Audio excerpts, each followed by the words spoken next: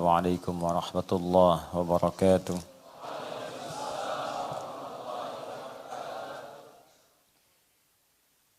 Alhamdulillahirrahman. Allamal Qur'an. Khalaqal insan. Allamahul bayan. Wassalatu wassalamu ala rasulillahil qail. Khairukum man ta'allamal Qur'ana wa 'allamah. Allahumma salli wa sallim wa barik ala hadha an-nabiyil karim. Rasulil amin. Sayyidina Muhammadin wa ala alihi wa sahbihi wa ummatihi ila yaumiddin. Amma ba'd. Fa ya ibadallah, usi nafsi wa iyyakum bitaqwallahi faqad fazal muttaqun. Fala tamutunna illa wa antum muslimun. Faqala ta'ala: Ya ayyuhalladzina amanu taqullaha haqqa tuqatih wa la tamutunna illa wa antum muslimun. Hadirin sekalian, saudara-saudariku, alhamdulillah kita mengawali pertemuan kita di pekan ini dengan memuji dan bersyukur kepada Allah Subhanahu wa taala atas segala nikmat yang telah Allah berikan kepada kita. Nikmat iman khususnya, nikmat istiqamah dalam berislam, dan nikmat insyaallah mencintai Al-Quran, dan semoga diwafatkan dalam keadaan sebagai ahli Al-Quran. Demikian kita mendoakan saudara-saudari kita sebelum mengawali kajian kita di malam Jumat ini. Semoga Allah Subhanahu wa taala memberikan hidayah kepada orang-orang yang belum mendapat hidayah dan belum masuk Islam sampai dengan detik di waktu ini. Semoga Allah hunjamkan pada jiwa mereka keyakinan akan kebenaran Islam sehingga mau bersyahadat sebelum wafat menghadap kepada Allah Subhanahu wa taala.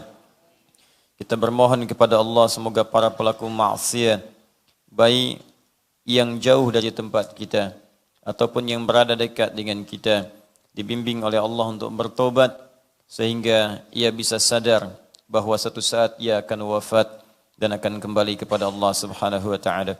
Semoga malam ini diberikan kita keberkahan oleh Allah yang melimpah dan insyaallah diikhlaskan untuk mencari bekal dalam rangka mendapatkan ridha Allah Subhanahu wa taala.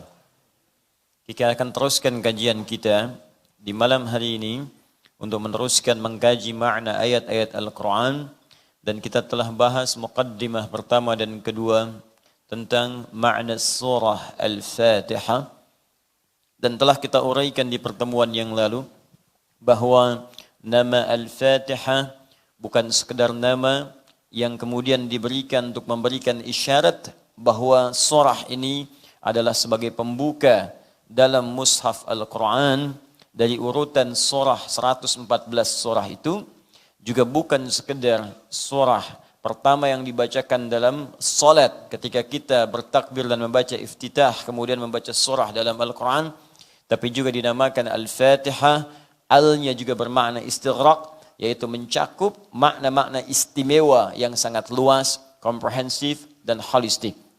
Banyak makna keistimewaannya. Bisa berarti asy-syifa, surah yang mengandung unsur pengobatan yang kesembuhannya langsung diberikan oleh Allah Subhanahu wa taala. Maka ketika diberikan nama asy-syifa, bukan sekedar kita ketahui, tapi fungsinya kita terapkan dalam kehidupan saat Allah ujikan sakit kepada diri kita.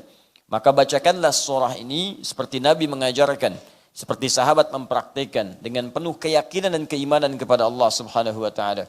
Maka penyakit yang sulit pun dicontohkan langsung di masa Nabi itu bisa sembuh dengan izin Allah Subhanahu wa taala. Surah ini juga disebut dengan surah As-Salah atau surah Al-Hamdu, karena dengan bacaan surah ini dibenarkan salat seseorang, bahkan menjadi rahasia dalam salat ketika membaca surah ini. Seperti kita terangkan di pertemuan lalu, rahasia salat, rahasia Al-Fatihah, kenapa disebut dengan surah As-Salah, bahkan disebut dengan surah Al-Hamdu. Bukan sekedar surah ini dibacakan dalam salat saat kita berdiri, tapi ada rahasia yang tercantum dalam hadis qudsi ketika Allah menyampaikan, qasamtus salahu baini wa baina 'abdi 'ala nisfain wa li 'abdi ma sa'al. Aku telah bagi salat menjadi dua bagian, antara aku dengan hambaku masing-masing punya hak dan kewajiban.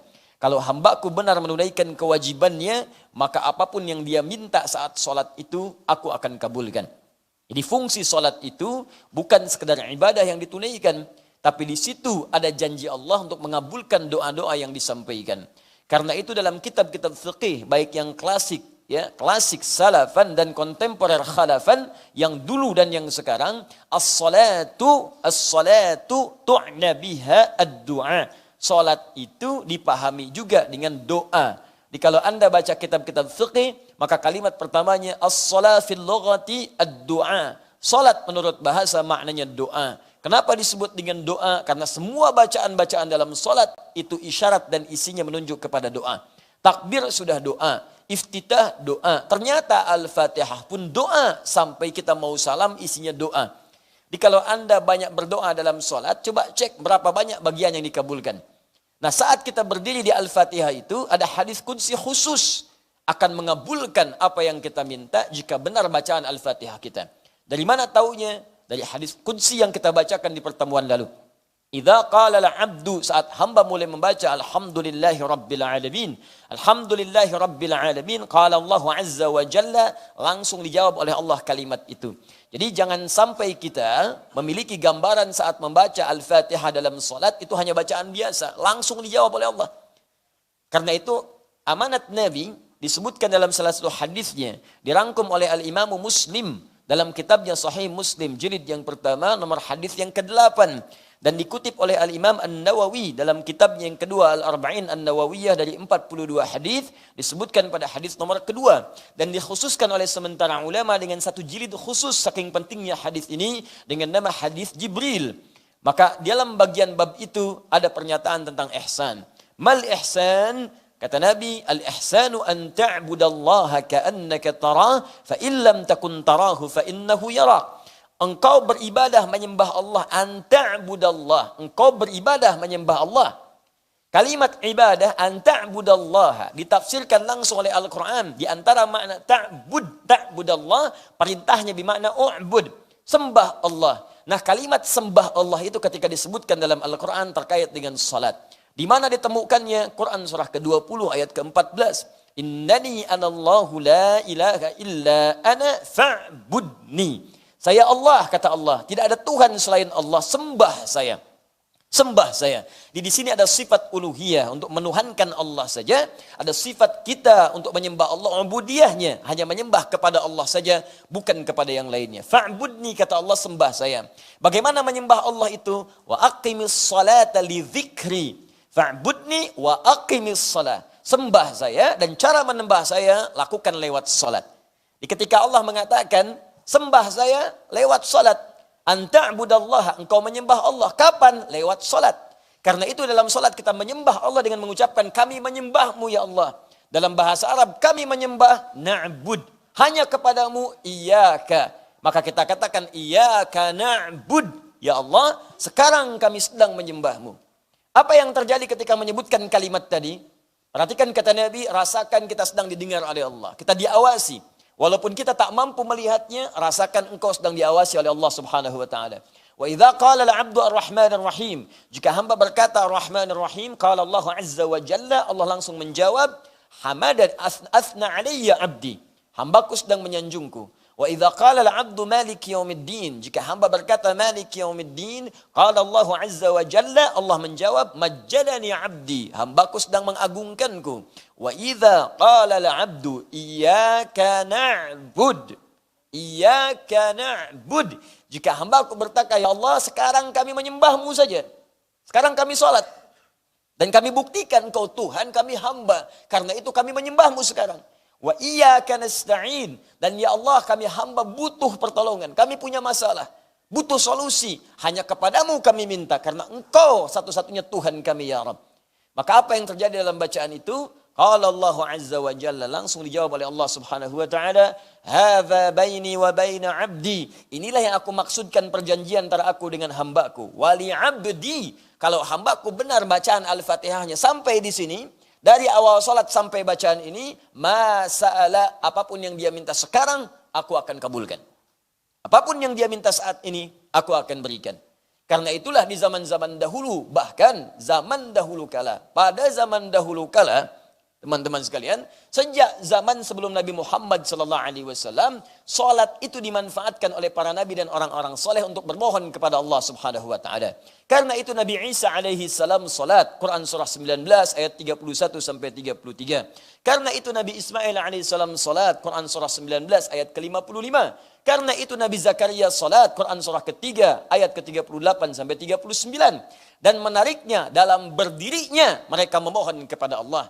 Termasuk contoh konkret Nabi Zakaria, seperti sering kita kisahkan, bermohon dalam berdirinya saat salat, minta kepada Allah agar dikaruniakan keturunan. Hal yang mustahil, kata kebanyakan orang secara medis dan klinis, karena istrinya divonis maaf, monofos dan mandul. Mustahil punya keturunan.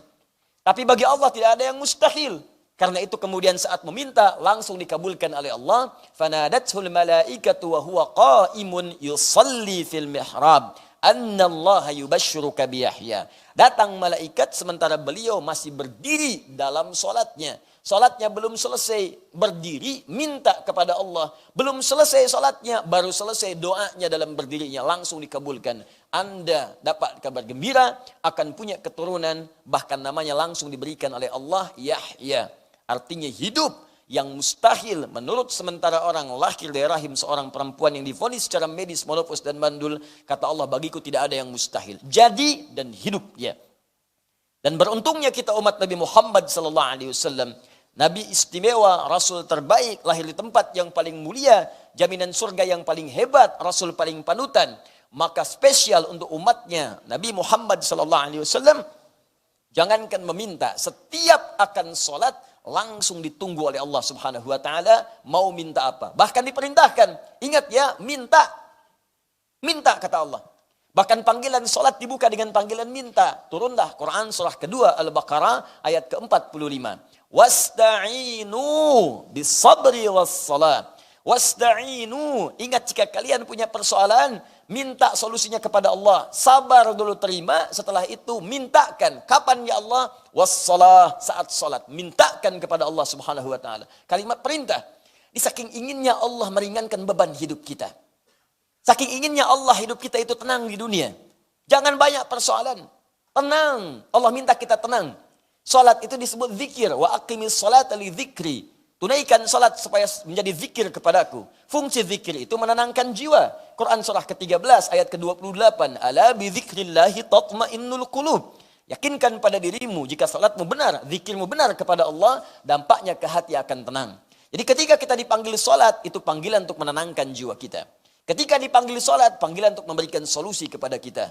Ketika diminta salat, panggilan untuk meringankan beban hidup yang sekarang sedang kita rasakan. Jadi kalau orang sehat, orang berakal, orang cerdas, orang mengerti, dan orang mau meringankan beban hidupnya, tentu dia akan senang dengan panggilan salat, bahkan belum dipanggil, dia sudah siap-siap untuk menunaikan salat. Karena itu sangat paradoks, berlawanan, sangat aneh, dan rasanya tidak bisa dimengerti kalau ada orang ingin diringankan beban, tapi dia tidak mau menerimanya. Katanya punya masalah. Katanya ingin solusi, katanya ingin rezeki, katanya ingin kemudahan. Sekarang yang punya segalanya memanggil Anda, saya berikan sekarang ya.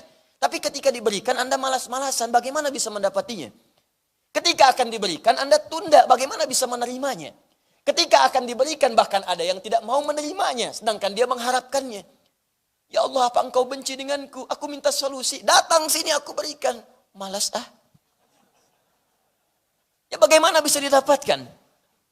Itulah sebabnya panggilan salat dibuka dengan kalimat wasta'inu, siapkan apa permohonanmu. Bahkan bagi orang-orang yang masih ragu, dipanggil imannya. Apa masih punya iman dalam jiwa, Bu? Maka dimunculkan di ayat 153 panggilan imannya. Ya ayyuhalladzina amanu. Hai semua orang yang masih punya iman. Apakah imannya lemah? Ataukah imannya standar? Imannya kuat? Dipanggil dengan ya. Disebutkan 361 dalam Al-Quran. Nida'ul qarib, nida'ul mutawassit, nida'ul ba'id.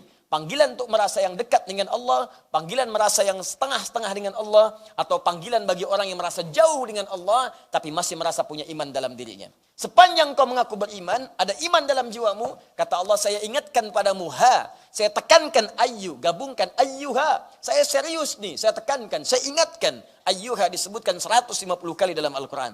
Sepanjang kamu masih punya iman, besar, kecil, tua, muda, kaya, cukup, saya nggak peduli. alladzina disebutkan 1080 kali dalam Al-Quran. Semua pemilik iman tanpa kecuali. Sepanjang masih punya iman, ista'inu bis sabri was salah. Ya ayyuhalladzina amanu ista'inu bis sabri was salah. Maka imanmu akan menuntun engkau minta solusi kepada Allah lewat salat. Jadi kalau ada orang punya persoalan, dipanggil salat masih nggak mau salat, patut dipertanyakan orang itu masih punya iman atau tidak. Karena itu bertakwalah kepada Allah Subhanahu wa taala ketika mendengar panggilan azan yang harus kita hadirkan dalam benak kita bukan beban. Kalau beban itu capek. Allahu akbar, Allahu akbar. Yang teringat fitness, beban barbel. Ya berat gitu kan. Tapi kalau kita bayangkan solusi, Masya Allah. Allahu akbar, Allahu akbar. Gajian.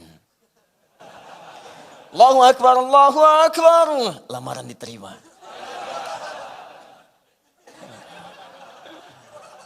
Allahu akbar, Allahu akbar. Tender menang. Allahu akbar, Allahu akbar. Besok akad.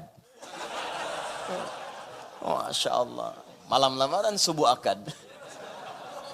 Kalau semuanya begitu enak. Dan semua hal yang disebutkan tadi namanya falah. Falah, kemenangan, kedamaian, kebahagiaan, ketentraman, kejayaan, falah. Hayya 'alas shalah. Kenapa salat? Hayya 'alal falah. Ayo dapat. Jadi kalau yang kebayang semua itu demikian, itu enak. Di salat itu bukan beban. Nikmat gitu. Jadi baru mendengar suara itu langsung bangun. Ya Allah, solusi ini datang. Ya Allah, ini yang aku butuhkan. Ya Allah, aku tunggu-tunggu dari subuh tadi. Sekarang rupanya tiba. Ya Allah, aku tunggu-tunggu dari malam tadi ya Allah. Tapi kenapa aku nggak dengar azan ya Allah? Ketiduran rupanya. Nah, jadi kalau sudah seperti itu, orang-orang beriman itu akan menghafalkan waktu sholat. Hafal dia waktu sholat supaya merencanakan besok mau minta apa, nanti mau minta apa. Hafal. Makanya ciri orang beriman ketika disebutkan di Quran surah keempat An-Nisa ayat 103. Itu bukan sekedar dia senang sholat dan pasca sholat dia mengingat Allah. Tapi dia juga mengetahui waktu-waktu sholat. فَإِذَا قَضَيْتُمُ الصَّلَاةَ فَاذْكُرُوا اللَّهَ. Maka jika engkau telah selesai menunaikan sholat, segera bergegas zikir kepada Allah. Ingat Allah, ingat Allah. Itu ciri keberhasilan sholat kita. Qiyaman wa qu'udan wa ala junubikum. Baik anda dalam keadaan berdiri, sedang buru-buru, jangan menghilangkan zikir. Assalamualaikum warahmatullah. Assalamualaikum warahmatullah. Buru-buru, taksinya sudah menunggu. Sambil keluar, astaghfirullah, astaghfirullah, astaghfirullah. Allahumma antas salam, wa minkas salam, tabarakta ya dzal jalali wal ikram. Mau kemana Pak? La ilaha illallah wahdahu la syarika lah. Lahul mulku wal hamdu yuhyitu ala kulli syai'in qadir. Masuk. Kuningan Pak. Jalan. Enak gitu. Ada kesempatan duduk, tunggu sampai syuruk, tunaikan salat. Tak ada kesempatan sulit di rumah sakit, tidak ada masalah. Rumah sehat, tidak ada persoalan. Sambil berbaring, zikir, zikir, zikir. Wa ala junubikum. فَإِذَا طَمَأْنَنْتُمْ فَأَقِيمُوا الصَّلَاةَ. Hati tenang, suasana nyaman, tunaikan salat dengan enak. Inna salata kanat 'alal mu'minina kitaban mawquta. Sungguh salat itu bagi orang-orang yang punya iman. Waktunya jelas ditentukan. Demikian terjemahan di mushaf. Tapi kalau Anda baca dengan ilmunya balaghah, maka kalimatnya akan berubah. Sungguh orang yang punya iman itu akan tahu baginya jelas waktu salat. Kalimat singkatnya, orang beriman itu akan kenal, tahu, hafal waktu salat. Jadi kalau Anda tahu, misalnya, dalam kehidupan dunia saja, besok mau gajian, siap-siap Anda. Besok di kantor gajian jam 7, telat 5 menit, gagal, tunggu besok hari lagi. Pertanyaan saya, kalau ada ketentuan demikian, gajian jam 7, telat 5 menit, tunggu besok lagi. Datang jam berapa ke kantor? Jam 6, jam 5 sebelum subuh, berangkat, booking. Sama satpamnya, kalau belum saya datang jangan buka. Ya. Udah minta duluan. Jadi sekarang Allah panggil kita. Kalau kita paham itu semua kemuliaan untuk kita, kita booking dari sekarang. Ya Allah, insya Allah saya akan datang. Ya Allah, berikan kesempatan untuk bangun. Dan rahasia terbesarnya ketika kita menunaikan salat, maka di situ kemudian ada jawaban-jawaban. Di antaranya kemuliaan Al-Fatihah. Hanya persoalannya, apakah semua yang membaca Al-Fatihah, khususnya dalam salat, umumnya dalam bacaan-bacaan untuk menerapkan fungsi Al-Fatihah sebagai asy-syifa misalnya obat, ya. Sebagai fungsi-fungsi lain yang telah kita sebutkan dahulu. Al-Kafiyah, Asy-Syafiyah, As-Salah, Alhamdu, Asasul Quran, Ummul Kitab. Apakah semua yang baca Al-Fatihah akan mendapatkan keistimewaan ini? Ini pertanyaan besarnya. Karena tidak sedikit orang yang membacakan itu, bahkan berdoa dalam salatnya, dia tidak mendapati apa yang telah dijanjikan. Apakah Allah di sini belum mengabulkan doanya? Atau persoalannya dia sendiri yang kemudian tidak tepat memahami dalam bacaan Al-Fatihahnya. Karena itulah kita akan jawab itu dalam kajian saat ini untuk bisa mendalami rahmatullah apa yang kita bisa dapati dan nanti cara kita mengamalkan Al-Fatihah itu sesuai dengan apa yang kita dapatkan dari informasi Nabi sallallahu alaihi wasallam yang diteruskan lewat para ulama-ulama kita. Maka siapkan hati kita mulai dengan bagian yang pertama, Bismillahirrahmanirrahim.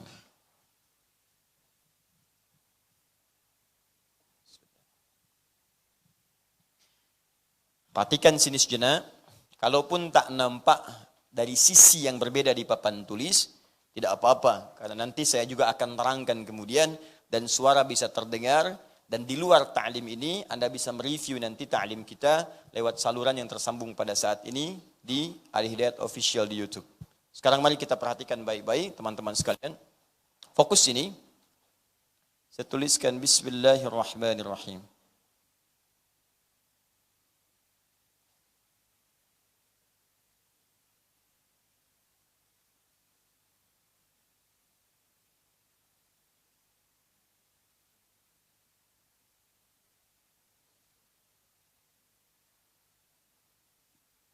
Baik, perhatikan sini pelan-pelan.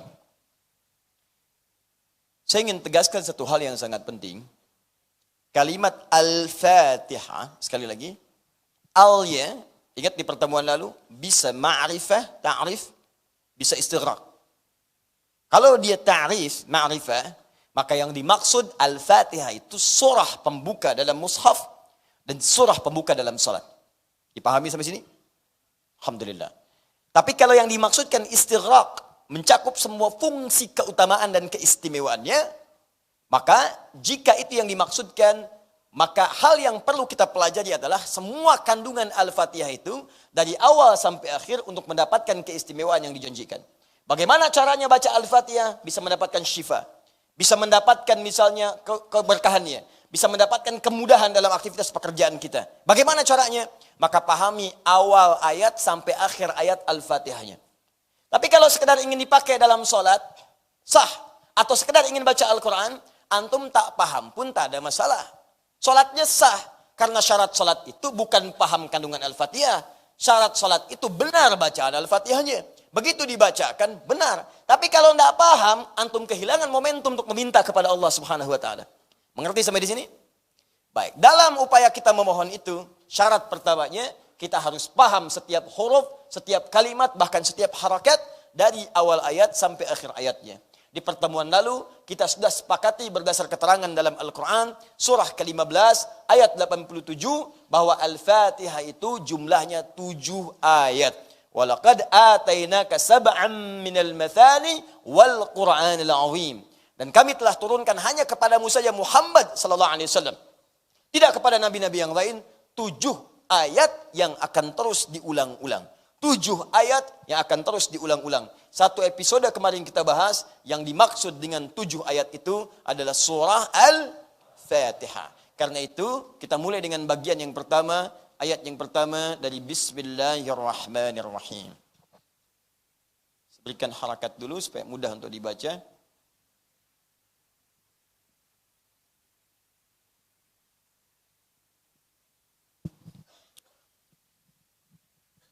Kita akan belajar bacaan bismillah ini dengan 3 klasifikasi.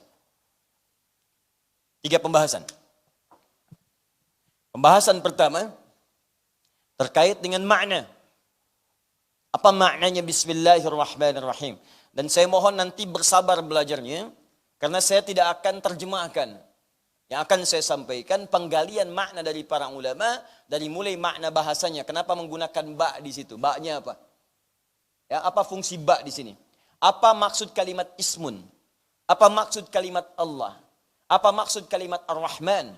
Apa maksud kalimat Ar-Rahim? Sampai semuanya kita paham, baru kita akan mengerti bagian kedua tentang hikmah penggunaan kalimat Bismillahirrahmanirrahim ini. Jadi kalau sudah paham artinya, bagaimana cara menggunakannya dalam kehidupan kita? Kalau sudah mengerti ini, baru kita masuk kepada aspek fikihnya. Apakah ada kajian fikih di dalamnya? Kalau dipakai dalam sholat, apakah dibaca enggak kalimat Bismillahirrahmanirrahim? Kalau di luar sholat, bagaimana cara baca kalimat ini? Apakah dalam sholat dijaharkan Bismillahirrahmanirrahim ataukah silencer? Atau tidak dibaca sama sekali? Atau dibaca misalnya yang pertama, selanjutnya tidak.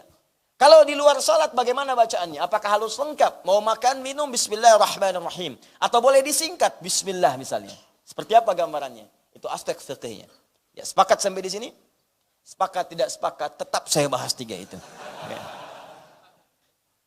Ya, saya mulai memperkenalkan dulu pembuka dari kitab ini, Tafsir Al-Quranil Azim, li Al-Imam Ibnu Katsir rahimahullah. Nanti kalau terkait dengan aspek hukum, saya bawakan kitab yang lain. Saya ambil contoh misalnya kitabnya Syekh Ali As-Sabuni, ya, Syekh Ali As-Sabuni, Tafsir Ayatul Ahkam, Tafsir Rawa'i'ul Bayan fi Tafsiri Ayatul Ahkam. Terperinci semua di situ. Ayatnya apa dalilnya, apa pendapat ulamanya, setiap pendapat apa dalilnya, lalu disandingkan semua pendapat itu, dikomparasikan, bandingkan, dan terakhir apa kesimpulan dari perbandingan itu. Nanti insya Allah saya bawakan kitabnya. Yang hari ini kita akan bahas bagian yang pertama dari kalimat Bismillahirrahmanirrahim, dan saya pun bawakan kitab acuannya supaya tidak diduga bahwa ini hanya ilmu otak-atik saja Ustaz Adi Hidayat. Nah, nanti kitabnya saya tunjukkan, dari kitab ini nanti kita turunkan kajian kita insya Allah. Bismillahirrahmanirrahim. Kita mulai dengan Syekh Ibnu Katsir rahimahullah. Iftataha biha sahabatu kitab Allah Ta'ala. Iftataha biha sahabatu kitab Allah Ta'ala. Para sahabat seluruhnya memulai bacaan kitab Allah, yakni Al-Quran, dengan Bismillahirrahmanirrahim. Ya, dengan Bismillahirrahmanirrahim di mushaf. Karena itu tulisan di mushaf Bismillahirrahmanirrahim dicantumkan. Baik yang bacaan Al-Fatihahnya Bismillahnya sir, tidak dibaca sama sekali, tetap ketika Anda melihat mushaf akan ada kalimat Bismillahirrahmanirrahim. Jelas sampai sini? Baik. Wattafaqal ulama'u ala annaha ba'du ayatin min suratin Naml. Pertama, semua ulama sepakat bahwa kalimat Bismillahirrahmanirrahim tercantum sebagai bagian dari ayat di surah An-Naml, surah ke-27. Tepatnya ayat ke-30. Ya innahu min Sulaibana wa innahu bismillahirrahmanirrahim. Ini khusus untuk di ayat itu, di surah itu, surah ke-27, surah An-Naml. Ingat kalau disebutkan surah Al-Quran, saya sudah pernah mengajarkan, jangan bacakan dengan terjemahannya. Karena ini termasuk bagian dari kalimat-kalimat dalam syariat yang harus dibacakan dengan Arabnya. Ya seperti adzan, seperti nama surah dalam Al-Quran, kalau ingin berbincang dengan kawan, jangan disebutkan terjemahannya. Pertama, namanya akan berubah dalam kesan. Terjemahannya mungkin benar, tapi kesan yang diterima di hati bisa berbeda. Yang ketiga, respon kita menyikapi suratnya atau nanti menyikapi syariatnya juga akan tidak sama. Minimal tidak serius dalam menunaikannya. Sedang baca surat apa, akhi? Surat semut. Ya. Kamu bro, surat Mak-Mak, An-Nisa. Ya. Nah, misal, kamu apa? Surat saya gajah, Al-Fil. Ya, dia sedang baca apa? Dia sedang baca surat Lebah, An-Nahl. Nah, jadi kesannya agak lain. Beda dengan kita ucapkan. Baca apa dia? An-Naml. Kamu merajaah surat apa? Al-Fil. Dia surat apa? An-Nisa. Jelas ya? Sama dengan adzan. Allahu Akbar, Allahu Akbar. Jangan diganti-ganti. Begitu Anda terjemahkan ke dalam bahasa biasa, atau ada penerjemah, atau diganti bahasanya. Karena pernah kejadian di beberapa negara demikian. Di Turki pernah terjadi seperti itu. Di Tunisia hampir-hampir. Dan tidak ada kesan dalam jiwa. Tidak ada lekat. Dan tidak ada penguat ke dalam hati kita untuk menunaikan salat dengan baik. Respon dari adzan itu. Bayangkan di Indonesia berapa bahasa muncul. Ya, pulau saja itu ada 13.677 pulau. Itu belum termasuk pulau Gadung, pulau Gebang, pulau Abang dan sebagainya. Nah, Anda bayangkan bahasanya banyak. Ya, bahasa Jawa, bahasa Sunda, ya, bahasa Betawi. Allahu Akbar, Allahu Akbar. Bahasa persatuan. Ya, bahasa Arab muncul. Tapi ketika Anda terjemahkan, ya, Tuhan saya besar, Tuhan saya besar. Indonesia, tapi orang lain belum tentu tahu. Betawi, Tuhan gua gede, Tuhan gua gede. Ke Bandung, Allah nu agung, Allah nu agung. Beda, kesannya lain. Ya, jelas ya? Karena itu dalam hal konteks terkait dengan surah Al-Quran, sebutkan dengan namanya. Semua ulama sepakat bahwa kalimat Bismillahirrahmanirrahim yang tercantum dalam surah An-Naml, surah ke-27, ayat ke-30 adalah termasuk bagian dari surah itu dan ayat yang dimaksudkan. Nggak ada perbedaan pendapat di sini. Kemudian thumma ikhtalafu hal hiya ayatun mustaqillatun fi awwali kulli suratin. Kemudian mereka berbeda pendapat. Apakah bismillahirrahmanirrahim ini termasuk awal dari setiap surah?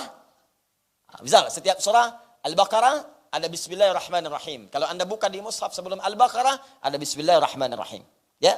Sebelum Ali Imran ada bismillahirrahmanirrahim.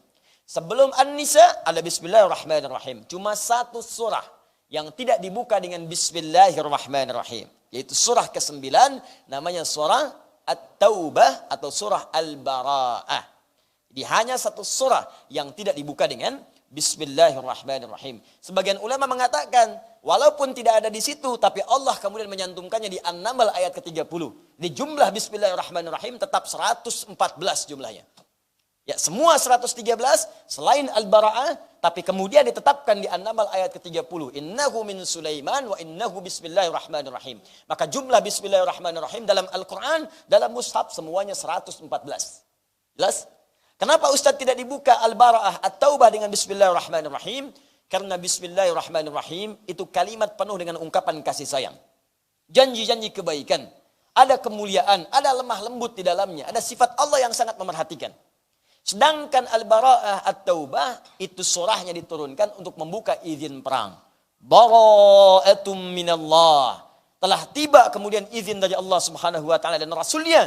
Ketika kalian banyak dizalimi, sekarang kalian sudah mulai kuat bisa membela diri. Silahkan siapkan pembelaan itu, berjihad kalian. Di jihad bukan menembak orang sembarangan, ya bunuh orang, granat orang, bom orang, bukan. Jihad itu mempertahankan harga diri, mempertahankan izzah Islam wal muslimin ketika kita memang kemudian membutuhkan pembelaan-pembelaan yang dimaksudkan. Maka dalam perang itu tidak ada kasih sayang. Saya banyak menerangkan kalimat ini. Belum pernah ada di muka bumi ini, dari awal sejarah sampai dengan kekinian, orang perang pakai kasih sayang. Silahkan cek. Tanyakan pada tentara-tentara manapun, pada pasukan-pasukan paling hebat dimanapun. Pernahkah ada sejarah dituliskan perang menggunakan kasih sayang? Assalamualaikum. Assalamualaikum dulu tuh. Izin tembak ya. Dor, sakit nggak? Kalau sakit maaf ya, sengaja. Ya. Nggak ada begitu. Tembak ya tembak, gitu kan? Karena itu di At-Taubah tidak menggunakan bismillahirrahmanirrahim. Jadi yang pertama, ada perbedaan pendapat di kalangan para ulama tentang apakah bismillahirrahmanirrahim dalam setiap awal surah itu termasuk bagian dari surah itu atau tidak. Jelas ya? Kemudian au min kulli suratin kutibat fi awwaliha wa annaha ba'du ayatin min kulli suratin au annaha kadzalika fil Fatihah. Atau bismillah itu termasuk bagian dari Al-Fatihah saja. Kalau tadi setiap surat ya, awal surat, awal surat, awal surat. Atau bismillahirrahmanirrahim ini bagian dari surah Al-Fatihah saja, yang lainnya tidak. Maksudnya bukan bagian dari surah Ali Imran, bukan bagian dari surah Al-Baqarah, bukan bagian dari surah An-Nisa dan seterusnya. Tapi dia bagian khusus dari surah Al-Fatihah. Jadi yang pertama, bagian dari setiap surah. Jelas? Yang kedua, hanya Al-Fatihah saja. Yang ketiga, au annaha kadzalika fil Fatihah duna ghairiha au annaha innama kutibat lil fasli la annaha ayatun ala aqwalil ulama salafan wa khalafa. Yang ketiga, ataukah Al-Fatihah itu bukan bagian dari Al-Fatihah? Maaf, ataukah bismillahirrahmanirrahim itu bukan bagian dari Al-Fatihah dan bukan bagian dari semua setiap surah, tapi dia ayat khusus yang diturunkan untuk memisahkan antara satu surah dengan surah yang lainnya. Ingat, ada 3 bagian. 1, bagian dari semua surah. Yang kedua, hanya Al-Fatihah saja. Bukan bagian dari surah-surah yang lain. Bukan bagian dari Al-Baqarah, bukan bagian dari Ali Imran sampai An-Nas. Dia hanya bagian dari Al-Fatihah saja. Yang ketiga, dia bukan bagian dari Al-Fatihah, bukan bagian dari setiap surah, tapi dia satu ayat sendiri yang diturunkan oleh Allah untuk memisahkan antara surat satu dengan surah yang lainnya. Di sini nanti ada detail pendapat dari para ulama. Apa pendapat mereka? Bagaimana kemudian dalil-dalilnya? Itu nanti kita akan rincikan di kitab terkait dengan ayat-ayat hukum, kitabnya Rawai'ul Bayan fi Tafsiri Ayatil Ahkam. Ya, di situ nanti akan memuat pendapat-pendapat para ulama dengan detail dan lengkap insyaallah. Ini pembuka dari Al-Imam Ibnu Katsir. Nah, sekarang yang kita bahas karena bagian fikih bagian yang ketiga, kita masuk pada bagian yang pertama, tentang makna Bismillahirrahmanirrahim dulu, terlepas dari perbedaan pendapat dari para ulama tentang kedudukan dan bacaan-bacaannya. Namun mereka sepakat bahwa kalimat Bismillahirrahmanirrahim adalah kalimat pembuka dalam mushaf dan termasuk tertuliskan dalam surah Al-Fatihah. Sepanjang ada dalam kalimat surah Al-Fatihah, maka kita bahas setiap hurufnya dari awal sampai akhirnya, termasuk yang dituliskan oleh Imam Ibnu Katsir rahimahullah. Paham sampai di sini? Baik. Maka bagian yang pertama, Bismillahirrahmanirrahim. Apa yang dimaksud dengan huruf ba di sini? Satu. Saya mohon izin tadi menyampaikan dengan cepat. Sekarang saya akan lambatkan. Di sini kita akan masuk bagian inti-inti bahasan kita. Saya coba turunkan dulu setiap kalimat-kalimat atau hurufnya, sehingga kita akan paham dari setiap satu ayat itu ada berapa persoalan dan bagian yang akan kita bahas. Satu huruf ba. Kedua, kata ismun dari Bismillahirrahmanirrahim. Ini bagian keduanya. Ada kata ismun begini. Ketiga, lafaz Allah Jalalah. Keempat, kalimat Ar-Rahman. Dan kelima, kalimat Ar-Rahim. Jadi ada berapa bagian? 5. Satu huruf ba. Yang kedua kata ismun, bismi, ya. Yang ketiga kalimat jalalah, lafz jalalah Allah. Yang keempat Ar-Rahman, dan yang kelima Ar-Rahim. Kita masuk bagian yang pertama, mengenal makna huruf ba dalam kalimat Bismillahirrahmanirrahim. Apakah sekedar disebutkan cukup diterjemahkan dengan menyebut nama Allah yang Maha Pengasih, lagi Maha Penyayang, ataukah ada makna lain yang sangat luas dan dalam di balik huruf ini? Patokan kita kitabnya. Jadi saya setiap akan menerangkan kaidah, saya bawa kitab supaya Anda paham bahwa apa yang akan kita bahas punya argumentasi dan pertanggungjawaban yang jelas secara ilmiah. Ini kitabnya. Ya. Mughnil Labib an Kutubil A'arib. Ya, nanti sampulnya beda-beda nanti ya. Ada yang warna hijau, ada yang coklat, ada. Ini asalnya sampulnya warna coklat. Saya bawa ke Indonesia, saya simpan. Ternyata ada rayap. Ya, Masya Allah, rayap pun senang ke kitab. Anda bayangkan, masa antum yang bukan rayap nggak senang kitab? Ya, jadi Masya Allah saya lihat, wah kena rayap, rayap senang kitab. Dia makan tuh kitabnya dengan kertas-kertasnya. Ya. Masa antum kemudian yang diberikan risalah untuk menyembah Allah dalam keadaan yang sempurna tidak senang dengan isi kitab. Ya, Mughnil Labib an Kutubil A'arib karya Ibnu Hisham Al-Ansari. Di kitab ini keistimewaannya akan diterangkan semua makna huruf dari alif sampai ya. Apa makna alif? Ada berapa makna? Apa makna ba? Ada berapa jenis ba dalam Al-Quran, dalam hadis yang digunakan orang Arab? Ada berapa jenis semuanya? Dan nanti ketika menemukan itu, Anda akan paham ketika menerjemahkan Al-Quran. Begitu baca Quran, oh ba ini maksudnya ini. Oh ba yang ini maksudnya ini. Sekarang pertanyaannya, ada berapa jenis ba di dalam kalimat bahasa Arab? Dan dari sekian jenis itu, ini kalimat ba di Bismillahirrahmanirrahim masuk ke dalam kategori yang mana? Misal, kalau ada 14, kalau ada 13, kalau ada 10 jenis huruf ba, yang satu ini di antara 10 masuk ke dalam hukum yang mana? Demikian kemudian kita akan memahami dan menerapkannya dalam kajian Al-Fatihah itu. Sekarang, kapan kita akan bacakan kitab ini? Setelah menunaikan salat Isya berjamaah, insyaallah. Subhanakallahumma wa bihamdika asyhadu an la ilaha illa anta astaghfiruka wa atubu ilaik. Assalamualaikum warahmatullahi wabarakatuh.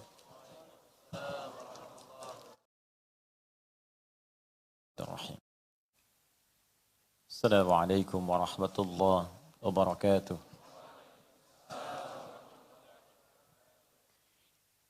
Alhamdulillah, wassalatu wassalamu ala rasulillah, wa ala alihi wa sahbihi wa man wala wa ba'd. Saudara-saudariku, alhamdulillah kita telah menunaikan salat Isya berjamaah beserta seluruh amalan sunnahnya insyaallah.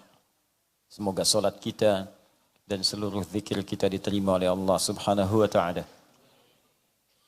Demikian kita berdoa kepada hamba-hamba Allah yang telah beriman yang belum menunaikan salat Isya, entah di perjalanan atau waktunya berbeda.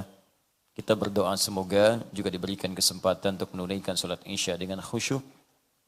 Dan mudah-mudahan sekali lagi para pelaku maksiat bisa bertobat dan kembali berhijrah untuk mendekat kepada Allah dan Rasul-Nya. Sebelum kita melanjutkan, saya ingin mengingatkan semua hadirin, baik di dalam masjid ataupun sekitarannya, untuk mengikhlaskan niat karena Allah Subhanahu wa taala dan menilai ta'lim kita ini sebagai bagian dari perjuangan kita untuk beramal saleh. Kalau seperti itu, insya-Allah cara kita bertaklimnya akan lebih ringan. Saya tadi coba mengamati beberapa bagian ikhwah, ada yang berdiri, ya bukan di dalam bahkan di luar. Ya ada beberapa mungkin bagian-bagian yang mesti berjuang. Ya setidaknya mudah-mudahan itu perjuangan mendapatkan ridha Allah, karena di akhirat itu lebih berat lagi perjuangannya. Jadi mumpung masih di dunia, kita berjuang dengan semangat karena kita tidak tahu di bagian mana kita akan menghadap kepada Allah Subhanahu wa taala. Boleh jadi di antara malam ini ada bagian tersendiri bagi sebagian saudara-saudari kita untuk berpulang kepada Allah, dan dalam pulang itulah dicatatkan kalimat terbaik sedang berjuang untuk mendekat kepada Allah Subhanahu wa taala. Kita lanjutkan insyaallah pelajaran kita dalam kajian surah Al-Fatihah pada ayat yang pertama. Bismillahirrahmanirrahim. Pada klasifikasi bagian pertama dari 5 pembahasan di ayat ini, yaitu pembahasan tentang makna huruf ba, khususnya ba yang melekat pada kalimat Bismillahirrahmanirrahim. Apa saja fungsi ba itu, khususnya dalam penggunaan huruf ini di bahasa Arab. Saya ingin bedakan, kita sedang tidak bicara ba dalam bahasa Latin.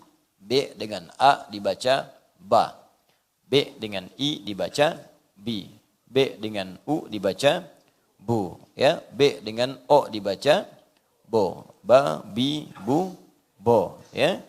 Kemudian itu tidak kita uraikan. Yang kita uraikan adalah huruf ba dalam penggunaan dan pengucapannya di lisan orang-orang Arab. Seperti apa makna yang dimaksudkan?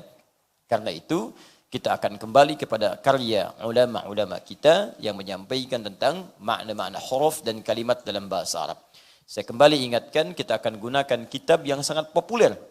Jadi kajian para tulabul ilmi, penuntut ilmu dari masa dulu hingga masa kini, yaitu kitab Bughlil Labib an Kutubil A'arib karya Ibnu Hisham Al-Ansari. Ini ulama besar, banyak kitabnya. Dan kitabnya juga banyak diburu. Dan Masya Allah, kitab-kitabnya juga sangat bervariasi di bidang-bidang yang berbeda-beda, tidak hanya di satu ragam ilmu saja. Ini kita akan masuk langsung pada pembahasan huruf ba. Ya, kalau saya bahas dari huruf alif, itu menghabiskan 167 halaman tersendiri. Baru huruf alif 167 halaman. Ya. Nah, sekarang kita masuk huruf ba. Ya, jadi langsung ke huruf ba supaya kita bisa mendapatkan banyak faidah atau manfaat di pembahasan kita. Bismillahirrahmanirrahim. Ada yang mau bacakan? Silahkan. Ini masih asli insyaallah, enggak saya apa-apakan, masih bahasa Arab, ya. Ya. Dan tanpa harokat, ya, tanpa harokat. Jadi asli ini insyaallah, ya. Harful ba, huruf ba. Ya, harful ba, huruf ba. Saya terangkan sebentar. Tulisannya, teman-teman sekalian, ini seperti ini, ba. Tapi kalau kita ingin munculkan aslinya, begini kemudian diucapkannya, al-ba, huruf ba. Ada hamdahnya. Ya, harful ba, huruf ba. Ingat, dibaca dengan ditulis itu beda. Dituliskan begini, satu saja. Seperti ini. Tapi dibacanya begini. Ba. Tulisannya begini. Kenapa penting saya terangkan ini? Kita akan kembali kepada faidah membaca ayat Al-Quran. Setiap huruf dalam ayat Al-Quran itu tidak diberikan pahala berdasarkan tulisannya. Ingat, tapi bacaannya. Bukan tulisan, tapi bacaan. Kembali ke hadis Nabi, di hadis riwayat At-Tirmidzi. Nama aslinya Muhammad bin Isa At-Tirmidzi. Ya, nomor hadis 2910. Man qara'a harsan min kitabillah. Siapa yang bisa membaca, siapa yang bisa membaca satu huruf saja dari kitab Allah, bukan menulis, membacakannya, ya, falahu 10 hasanat, maka setiap huruf yang dibacakan itu dia mendapatkan 10 nilainya, 10 kebaikan. Walam aqul alif lam mim harfun. Saya tidak katakan alif lam mim kata Nabi satu huruf. Walakin alifun harfun, lamun harfun, mimun harfun. Walikulli harfin asyru hasanat. Tapi alifnya satu huruf, lamnya satu huruf, mim satu huruf. Setiap hurufnya 10 kebaikan. Kalau Anda lihat tulisan, Anda akan menyimpulkan bahwa alif lam mim itu adalah 3 huruf. Kalau lihat tulisan, simbol. Alif, lam, kemudian mim. Hitung. 1, 2, 3. Berapa huruf? 3 huruf. Kemudian Anda akan kalikan. Setiap hurufnya berapa? 10. 3 kali 10 berapa? 30. Orang akan hitung ini 1, 2, 3 kali 10. Ingat Al-Quran beda. Kalau amalan lain, salat dan lainnya misalnya umumnya standar selesai dikerjakan dapat 10. Salat misalnya, dikerjakan selesai dapat 10. Paling minimal kalau sendirian. Apa dalilnya Ustaz? Quran surah ke-6 ayat 160. Ya, Quran surah ke-6 ayat 160. Man jaa'a bil hasanati falahu asyru amthaliha. Siapa yang mengerjakan 1 kali kebaikan, setiap 1 itu nilainya 10. Hasanah, 1 kebaikan yang punya pahala disebut hasanah. Salat disebut hasanah dalam Al-Quran. Quran surah ke-11 ayat 114. Aqimis salata tarafain nahar wa zulafan minal lail innal hasanati yudhibnas sayyiat. Tunaikan salat itu. Ya dari mulai siang sampai malam sampai ke subuh. Tunaikan semuanya. 5 waktu itu. Awas hati-hati. Sungguh solat-solat itu disebut dengan hasanat. Setiap Anda kerjakan solat punya hasanah itu. Selain punya pahala, dia bisa menggugurkan dosa-dosa kecil sepanjang bukan dosa besar. Solat disebut dengan hasanah. Setiap satu hasanah 10. Karena itu kalau Anda solat sendirian, selesai solat dapat 10 pahalanya. Jangan dihitung 1, 2, 3, 4 sampai 10. Jarak satu kedua bisa 500 tahun. Kalau Anda berjamaah dapat 27. Kalau Anda ke masjid baru datang belum solat dapat 25. Baru datang, baru di hadis Muslim, baru datang ke masjid dengan niat salat, baru datang 25.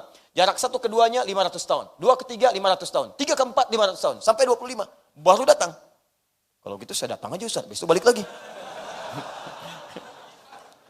Salat sendirian di rumah dapat 10, saya baru datang ke masjid 25.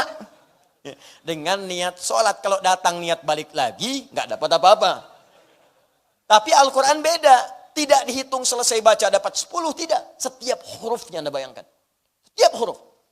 Jangan diartikan Anda baca Bismillahirrahmanirrahim. 10, tidak. Hitung berapa jumlah hurufnya. Tapi kebanyakan orang menghitung itu bukan dari bacaannya. Kan Nabi katakan walam akul. Saya enggak katakan kata-katanya. Bukan tulisannya. Kalau tulisannya begini 1, 2, 3. Tapi kalau bacaannya kata-katanya maka ngukurnya menggunakan ilmu arud. Dalam ilmu arud, setiap yang ditulis, jangan dilihat tulisannya, tapi lihat bacaannya. Di ilmu arud, ada 16 rumus disebut dengan bahar. Jadi kalau Anda tuliskan, alif, lam, mim, tulisannya seperti ini. Alifun. Oh. Ada berapa huruf lagi? 3. Dari 1 ini aja, ada 3 kali 10. Masya Allah. Ini huruf apa? Belum selesai. Hamzah, dari sini saja, Hamzah. 1, 2, 3, 4. Sudah 4 huruf. Dari sini saja, haun, 3 huruf, ha, 1, 2, 3. Belum selesai. Ternyata rumus ini nanti disebutkan dalam Al-Quran surah kedua ayat 261. Orang yang selalu hitung-hitungan dalam beramal akan diberikan sesuai dengan hitungannya. Tapi setiap orang yang mengerjakan karena Allah tanpa pernah berhitung, wallahu yudha'ifu liman yasha' wallahu wasi'un alim. Allah akan berikan tanpa batas dengan kadar kekuatan pengetahuan Allah terhadap kadar keikhlasan orang yang beramal itu. Jadi kalau mengerjakan apapun termasuk infak, jangan pernah kita berhitung. Disebutkan di ayat sekali infak 700. Mathalul ladzina yunfiquna amwalahum fi sabilillah kamathali habbah ambatat sab'a sanabil fi kulli sumbulatin mi'atu habbah. Ingat, sekarang sering dipotong sampai sini ayatnya. Setiap orang infak, setiap satu yang dia keluarkan sama dengan satu menanam biji satu. Ya, menanam satu benih. Satu tumbuh jadi 7 tangkai. Setiap tangkai ada 100 biji baru. 1 kali 7 kali 100. 700 kali lipat. Orang sering menghitung masukkan 100.000 kali 700. Itulah nilainya di sisi Allah. Ayatnya belum selesai. Teruskan ayatnya. Wallahu yudha'ifu liman yasha. Allah akan berikan kadar berkali lipat tanpa hitungan kepada siapa yang dikehendaki. Siapa yang dikehendaki itu? Orang yang tidak pernah berhitung dalam amalannya. Kalau Anda masukkan 100.000, tapi Anda hitung 100.000, nolnya 5. Lumayan, di sisi Allah 700 kali lipat. Dihitung Anda, 70 juta. Masya Allah. Bikin status, alhamdulillah hari ini sudah punya tabungan akhirat 70 juta. Apa ada satu orang yang masukkan cuma 500 rupiah. Dan dia nggak pernah berhitung. Saking ikhlasnya dia jaga itu supaya nggak bunyi gitu kan. Masukkan. Dan kotaknya itu bukan kayu, tembaga. Ya. Saking ikhlasnya dia jaga supaya nggak bunyi itu. Masuk. Dan lillah dilakukan karena Allah. Masya Allah. Boleh jadi dia dapat 1 juta kali lipat di sisi Allah Subhanahu wa taala. Masya Allah. Ini saya ingin katakan kalau baca ba ini jangan dikira sekali ba dibaca dapatnya cuma 10, belum tentu. Walaupun secara hitungan ini akan ditemukan misalnya 19 huruf secara hitungan, tapi ingat pahalanya akan dituliskan dengan bacaan bukan dengan hitungannya. Paham di sini? Nah, sekarang harful ba. Nah, karena itu saya tuliskan bentuk keasalnya ba. Walaupun ditulis dengan satu bilangan saja, satu unsur bi, ya, tapi kembali ke asalnya huruf ini dibaca dengan ba. Ada berapa maknanya? Al-ba'ul mufradah. Ba yang berdiri sendiri itu, maksudnya kalau kita melihat huruf ba secara sendirinya, tidak digabungkan dengan huruf-huruf lain, ya ba sendiri, itu harfu jarmin li arba'ata asyara ma'nan. Huruf ba ini dia punya 14 makna. Huruf ba saja. Sebelum digabung dengan huruf-huruf lain, ba saja itu punya 14 makna.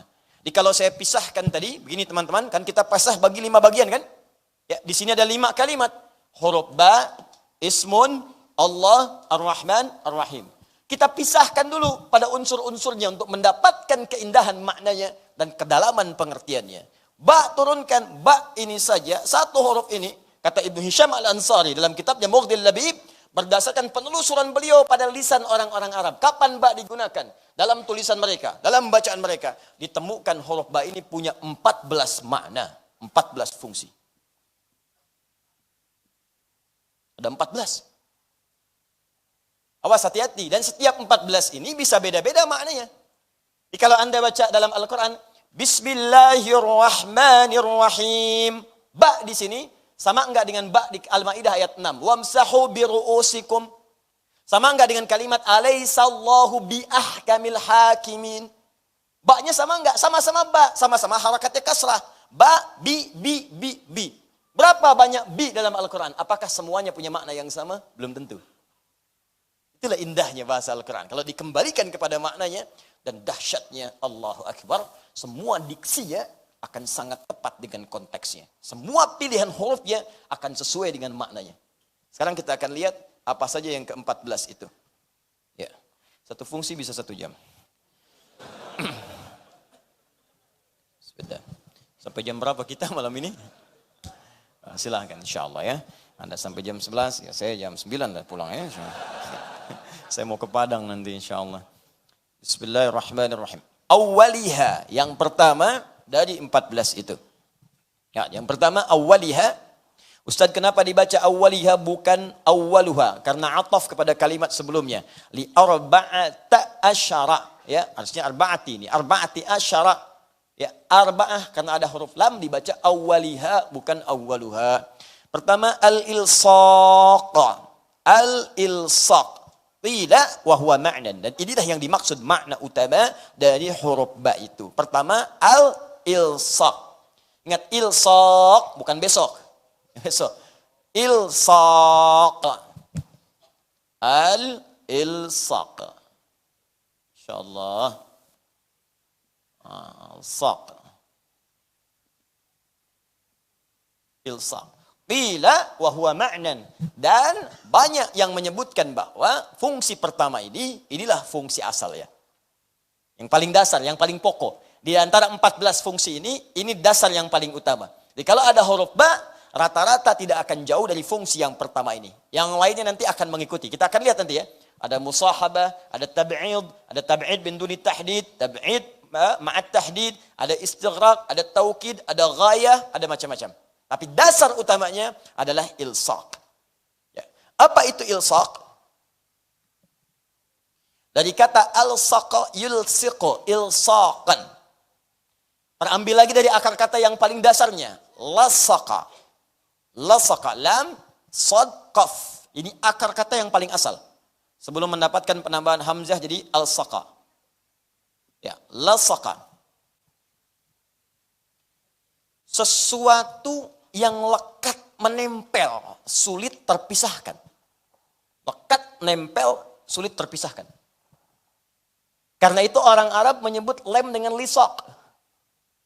Ya akhi, indaka lisak? Ya akhi, kamu punya lem enggak?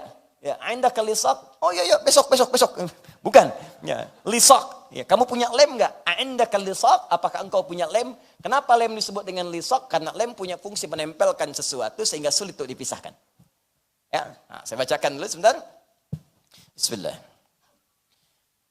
Wa huwa ma'nan la yufariquha falihadza iqtasara alaihi Sibawayh. Sibawayh itu orang paling hebat, master di ilmu nahwu, ya, master di ilmu nahwu, gramatikal bahasa Arab. Di gramatikal bahasa Arab itu punya 4 turunan ilmu yang penting. 1 nahwu. Ingat, yang kedua saraf. Yang ketiga nanti saraf ada 12 lagi. Ketiga nanti balaghah. Balaghah punya 3 cabang ilmu lagi. Ma'ani, bayan, badi'. Yang keempat arud. Arud punya 16 cabang ilmu lagi disebut dengan bahr nanti namanya. Ya, di nahwu nanti ada banyak turunan kitab. Dasarnya nanti ada jurumiyah misalnya. Ya, karangan As-Sunhaji. Ya, al-kalamu wal lafdhul mufidu. Ya, al-kalamu wal lafdhul murakkabul mufidu bil wad'i wa aqsamu thalathatun ismun wa fi'lun wa harfun. Wa amma al-ismu wa kalimatun dalat ala ma'nan fi nafsi wa lam tuqtaran bi zamanin wad'an. Itu jurumiyah. Dasar nanti sampai masuk ke Imriti, sampai masuk ke Alfiyah. Kalamuna lafdhun mufidun kastaqim wasmun wa fi'lun thumma harfunil kalim wahiduhu kalimatun wal qawlu am wa kalimatun biha kalamun qad yu'am bil jarri wat tanwini wan nida wa al musadin lis bitamyizun hasal bitafa'ati atat wa ya'if ali wa nunik balanna fi'lun jalli. Nah, itu nahwu di situ.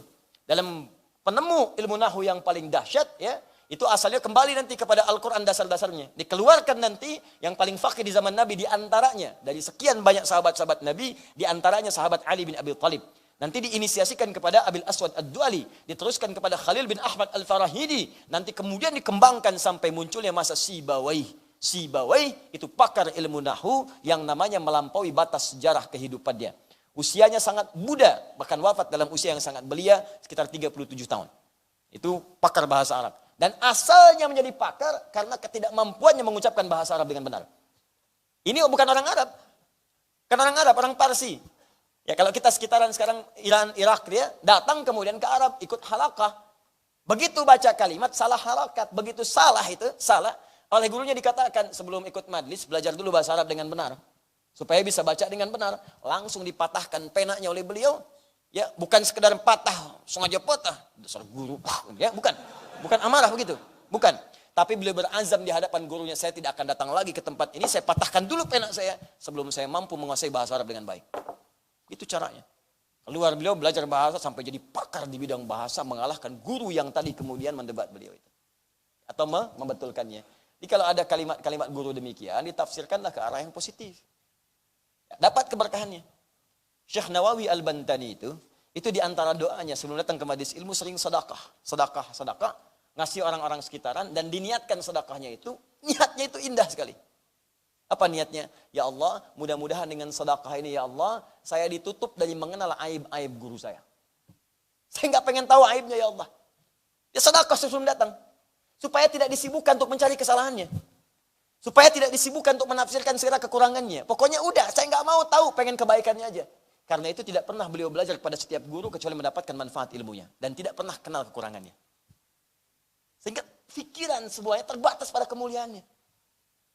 Jadi kadang-kadang ini yang hilang di siswa-siswa sekarang. Sebelum masuk majlis sudah salah tuh. Majlis siapa? Ustaz Adi? Bid'ah. Itu bisa mana? Bagaimana dapat ilmunya? Ya. Karena itu saya katakan pada siapapun mesti baik. Ya, berprasangka baik. Kalau ada baik diambil. Tak sepakat jangan dicela. Ya? Itu siapapun gurunya. Anda tidak harus berguru kepada saya. Banyak ustaz-ustaz lain yang baik-baik. Ambil ilmunya. Barangkali ada kelebihan yang bisa menenteramkan dan meneduhkan jiwa Anda. Ambil ilmunya dan di situ kemudian beradab dengan mulia. Paham ya? Saya tidak mengajarkan Anda untuk mencela orang lain. Ya, baik. Kita kembalikan. Tadi seperti itulah Sibawayh. Al-Imam An-Nawawi, demikian akhlak para ulama kita. Maka saya kembalikan ke sini, Sibawayh juga berpandangan, setiap pandangan Sibawayh akan diamini oleh semua pakar bahasa setelahnya. Jarang ada yang mendebat. Ya, baik, saya kembalikan. Thumma al-ilsaq haqiqiyun. Ya. Kemudian yang dimaksud dengan ilsak itu lengket, nempel. Bisa berarti sifatnya nyata, langsung. Hakiki itu langsung. Contoh, amsaktu bi Zaidin idza qabadta ala syai'in min jismi. Amsaktu bi Zaid.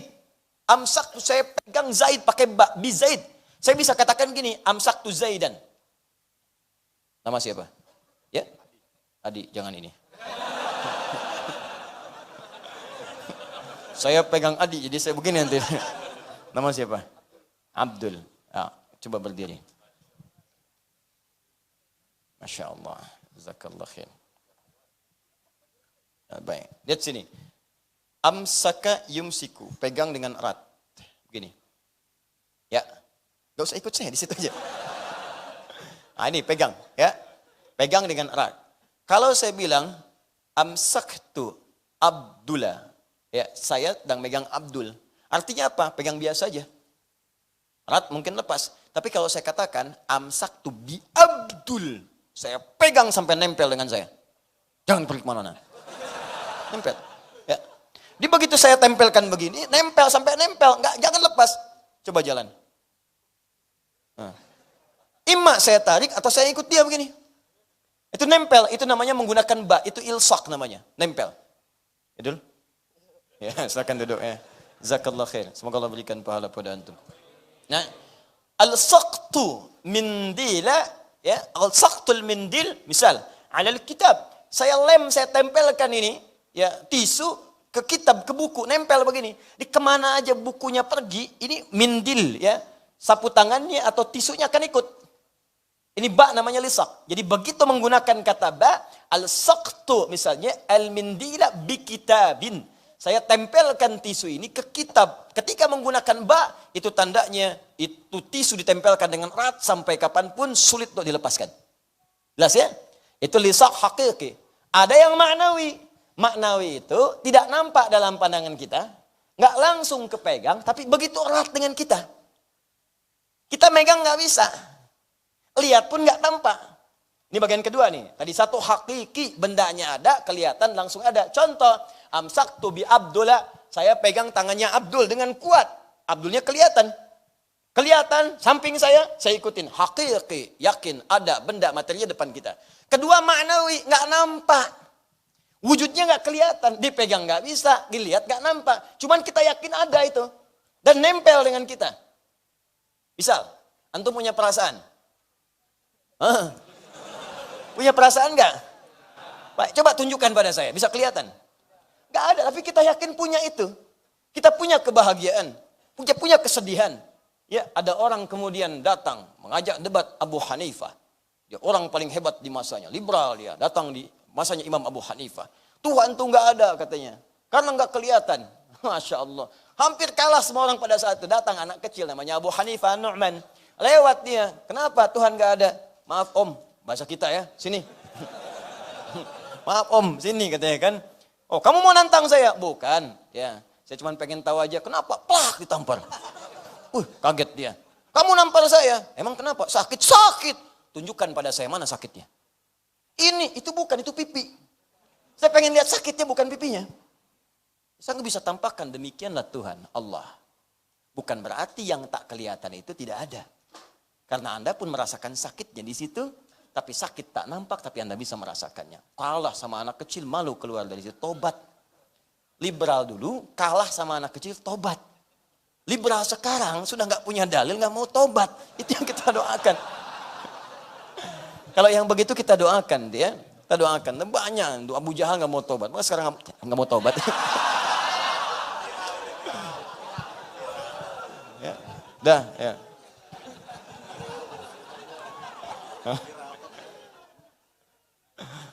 Belakang bawa ibu-ibu, siapa sih? Gak apa-apa Bu ya, gak apa-apa, bismillah. Walaupun tidak nampak, yang penting hati kita terhubung lah ya. Nih, catat, Dun.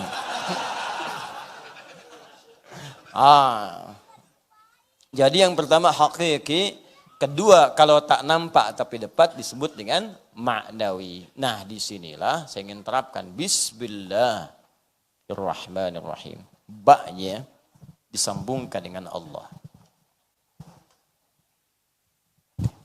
Bismillah. Ba-nya dihubungkan dengan Allah. Bagaimana kita menerapkan hukum yang pertama ini? Jika dihukumi dengan kalimat ilsaq sebagai dasar pokok makna dari huruf ba itu. Maka perhatikan baik-baik.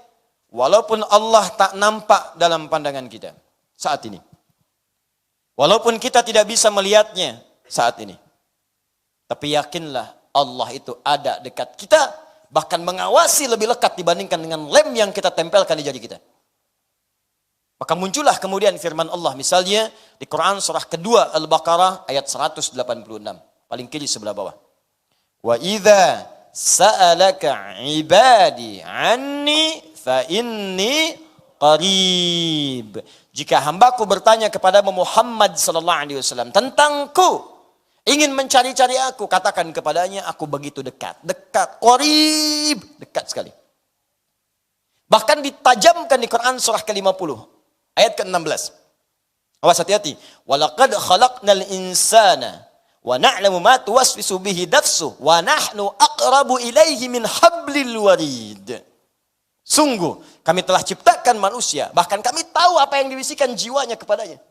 Ini bukan cuma diciptakan, maaf ya, Allah sampai tahu apa yang belum Anda ungkapkan. Jadi baru jiwa Anda bisikan sudah ketahuan. Ya. Coba lihat tuh Ustaz, coba lihat tuh. PC-nya pasti ada yang salah tuh. Di hati Anda bicara. Coba lihat itu, coba lihat. Belum diungkapkan. Katakan kepadanya, jangan dipendam, nanti aku keduluan. Di hati baru muncul, belum disampaikan, itu Allah tahu. Yang positif atau negatif. Kalau positif belum diungkapkan, dituliskan pahalanya. Tapi kalau negatif belum diungkapkan, belum keluar dosanya. Diucapkan, baru keluar. Yang positif baru dihadirkan dalam hati kita, dituliskan pahalanya. Dikeluarkan, tambahkan 2 kali lipat. Indahnya Allah. Tapi yang mau saya sampaikan, wa nahnu aqrabu ilaihi min hablil warid. Sampaikan pesan pada seluruh hamba-hambaku, aku lebih dekat dibandingkan urat leher yang melekat pada dirinya. Saya mau tanya pada Anda, apakah urat leher Anda ini, maaf, dilem di leher Anda? Bukan masalah lemnya, sudah nempel terus kemanapun Anda pergi. Ada orang yang kalau mau pergi ke kantor dulu, dilepas dulu urat lehernya. Ntar ya, abang mau kantor dulu, simpen sini, nggak bisa. Ya, semua nempel, dia kemanapun pergi, ikut. Dia tidur, ikut. Dia kantor, ikut. Dia makan, ikut, nempel terus. Kata Allah, saya lebih dekat, lebih lekat dibandingkan urat leher yang nempel di leher kamu itu. Ini fungsi lisak yang pertama, ilsak. Jadi ba ini kenapa disebut dengan ba ilsak? Bagaimana diterapkan pada kalimat bismillah? Ketika Anda mengucapkan kalimat ini, bismillahirrahmanirrahim, maka bukan sekedar ucapkan ba, tapi rasakan Allah sedang berada di dekat kita, lebih dekat daripada urat leher kita. Kalau mengucapkan kalimat bismillahnya begini, maka Anda akan dijaga oleh Allah dari perbuatan maksiat. Anda akan dijaga karena Anda merasa dekat dengan Allah. Orang yang pegang minuman dan mengucapkan bismillah, dia merasa Allah lebih dekat dengan dirinya. Nempel padanya, mengawasi dia. Maka mustahil dia akan menyentuh minuman yang diharamkan oleh Allah Subhanahu wa ta'ala. Karena dia tahu, diawasi oleh Allah.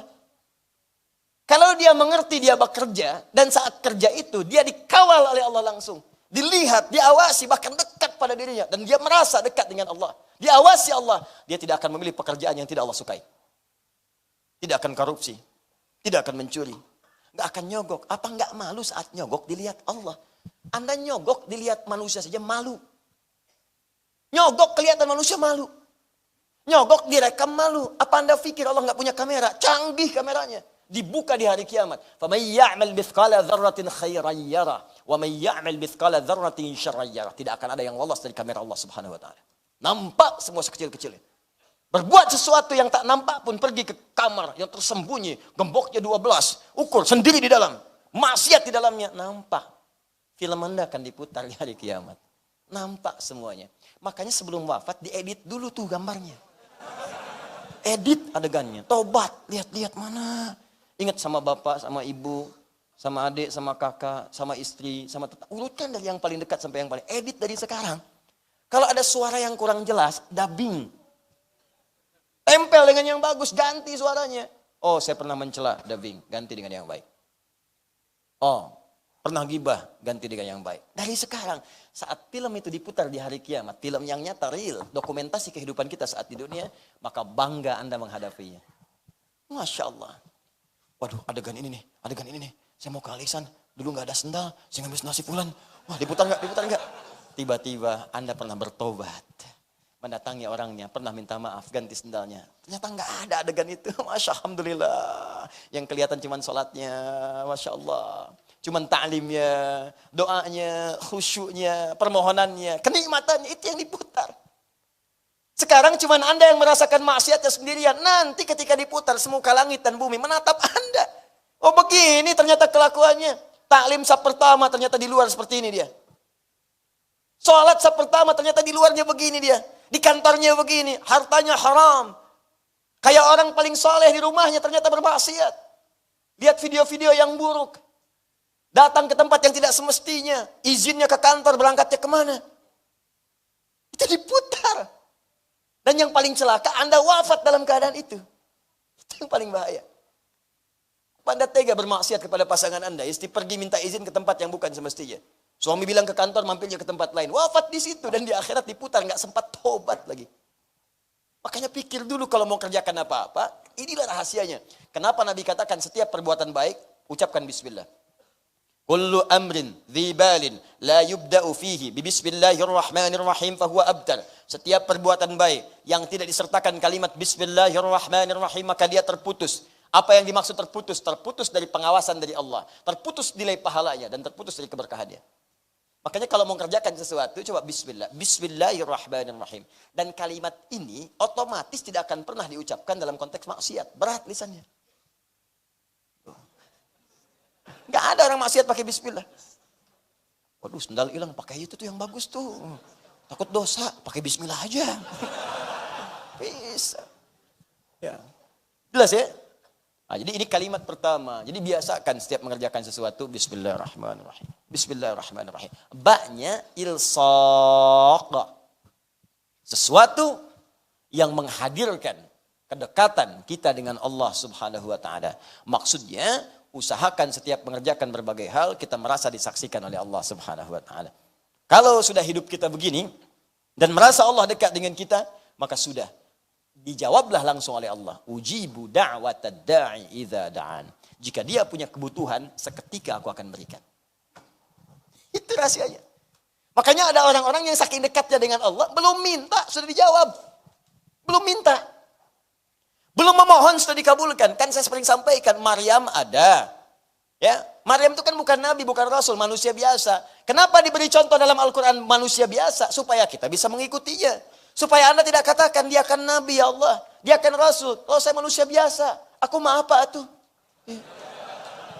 Kata Allah kamu manusia, Maryam manusia, Imran manusia, dia bukan nabi, bukan rasul. Kamu bukan nabi, kamu bukan rasul. Kenapa dia bisa, kamu tidak?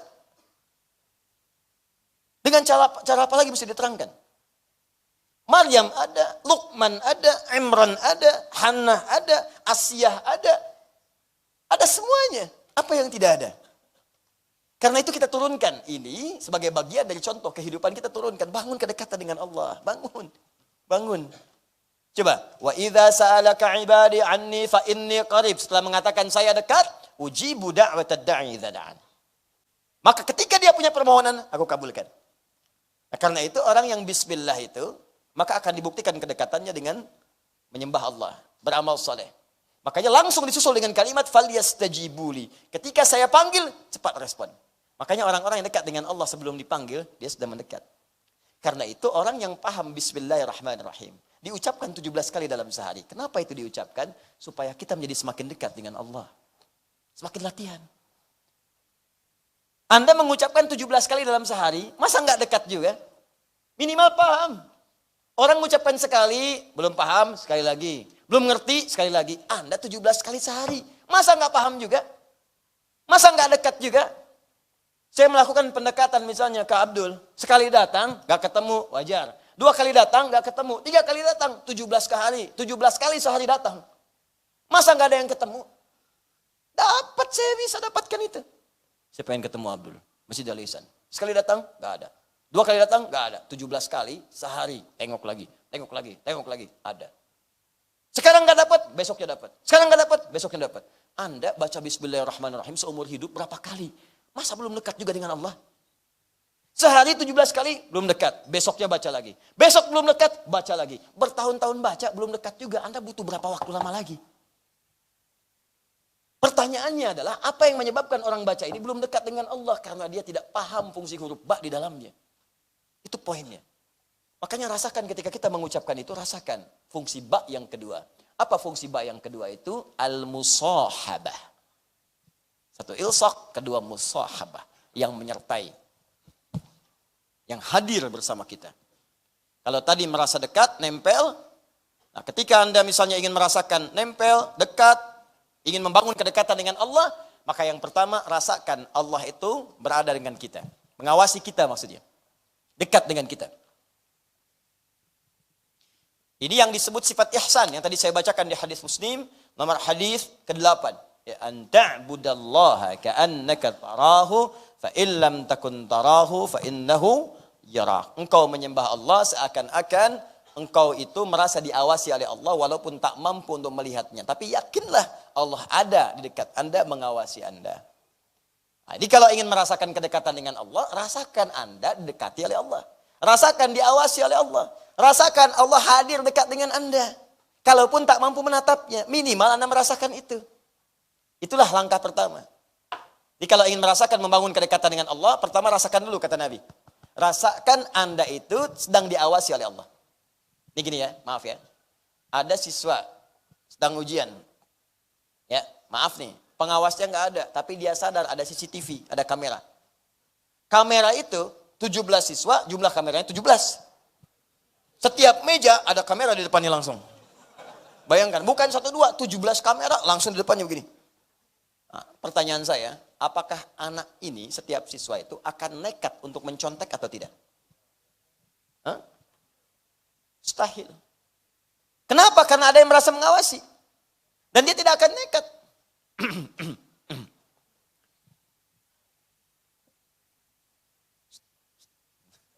Ini kameranya ke sini, tutup dulu misalnya. Tetap akan ketahuan, dicek lagi kenapa kamera di situ kosong. Lihat kamera intinya. Oh, dia sengaja memindahkan kamera untuk mengerjakan sesuatu. Maka orang yang merasa diawasi, sekalipun tidak ada bersama dia pengawasnya, dia akan serius untuk mengerjakan tugasnya.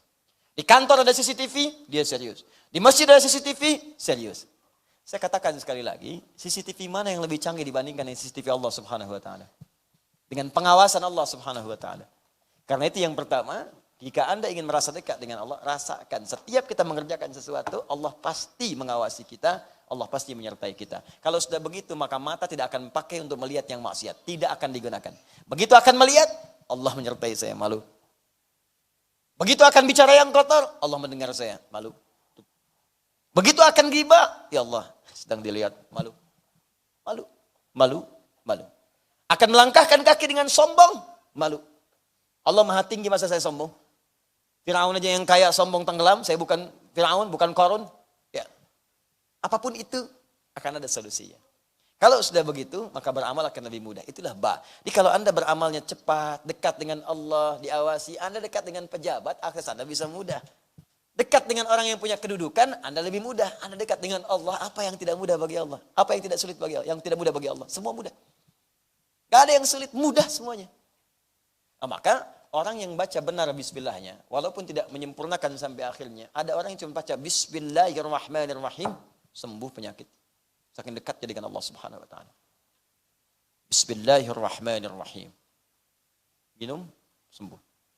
Bismillahirrahmanirrahim. Rizki, mudah. Insyaallah. Sedang haus luar biasa. Bismillahirrahmanirrahim. Hilang haus? Ya, yang saya bukan maksudkan yang ini. Hal-hal yang kadang rumit dalam kehidupan. Ada orang hanya mengucapkan bismillah, maka turun keberkahan dari sisi Allah Subhanahu wa taala. Maka kalimat ini bukan sekedar diucapkan, tapi bagaimana mengucapkan kalimat ini dengan dasar kedekatan kepada Allah Subhanahu wa taala yang dalam. Paham sampai sini? Jadi saya ingin katakan kalau Anda ucapkan bismillah, bismillah, bismillah, tapi kedekatan dengan Allah enggak ada, bagaimana doa bisa dikabulkan? Bagaimana jawaban bisa muncul? Mustahil. Sampai 1000 kali latihan, 2000 kali, 3000 kali, tapi Anda enggak ada kedekatan dengan Allah. Dan kedekatan itu ditunjukkan langsung kata Allah dengan ibadah. Dia orang yang dekat dengan Allah itu kelihatan ibadahnya. Kelihatan. Yang kedua lewat akhlak. Ingat ya, ingat baik-baik. Pertama, nampak kalimat bismillah itu menunjukkan kedekatan seorang dengan Allah pada ibadah. Lihat sholatnya, lihat sunnahnya, lihat bacaan Qur'annya, lihat tilawahnya, lihat bangun malamnya, lihat doanya.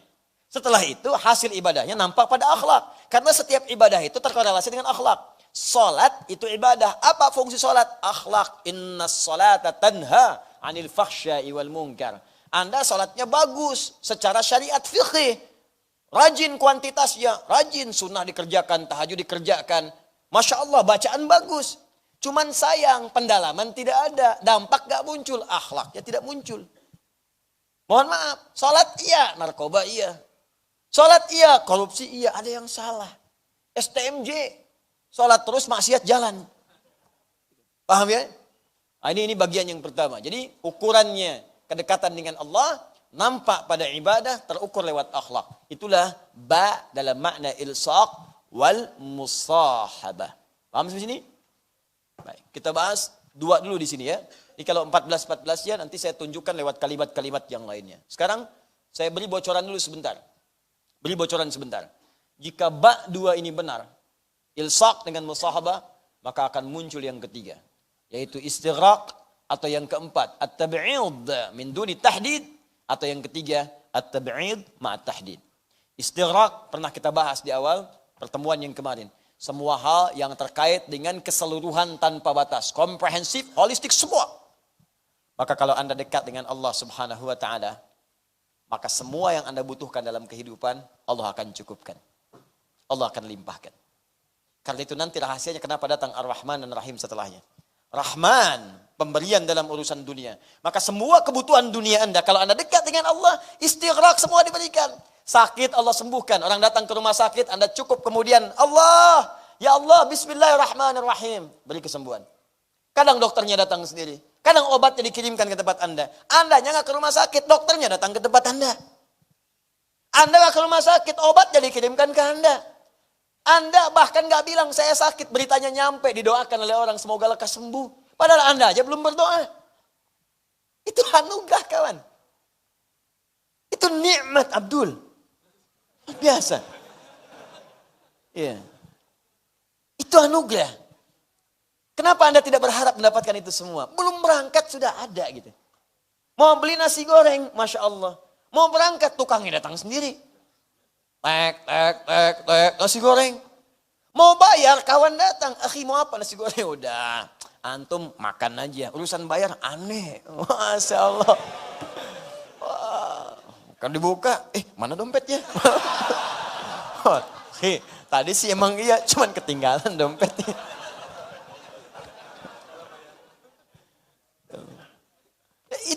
Dan itu nyata teman-teman, ada. Nyata.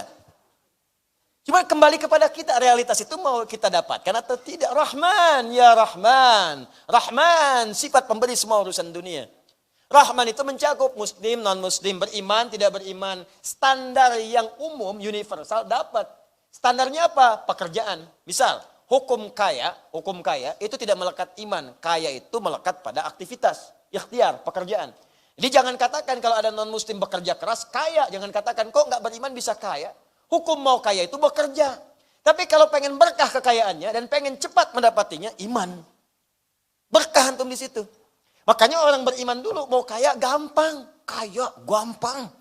Orang dulu Abdurrahman bin Auf itu modalnya cuma pakaian. Mau kaya gampang, 3 bulan kaya. Setahun kapak terbuat dari emas. Setahun.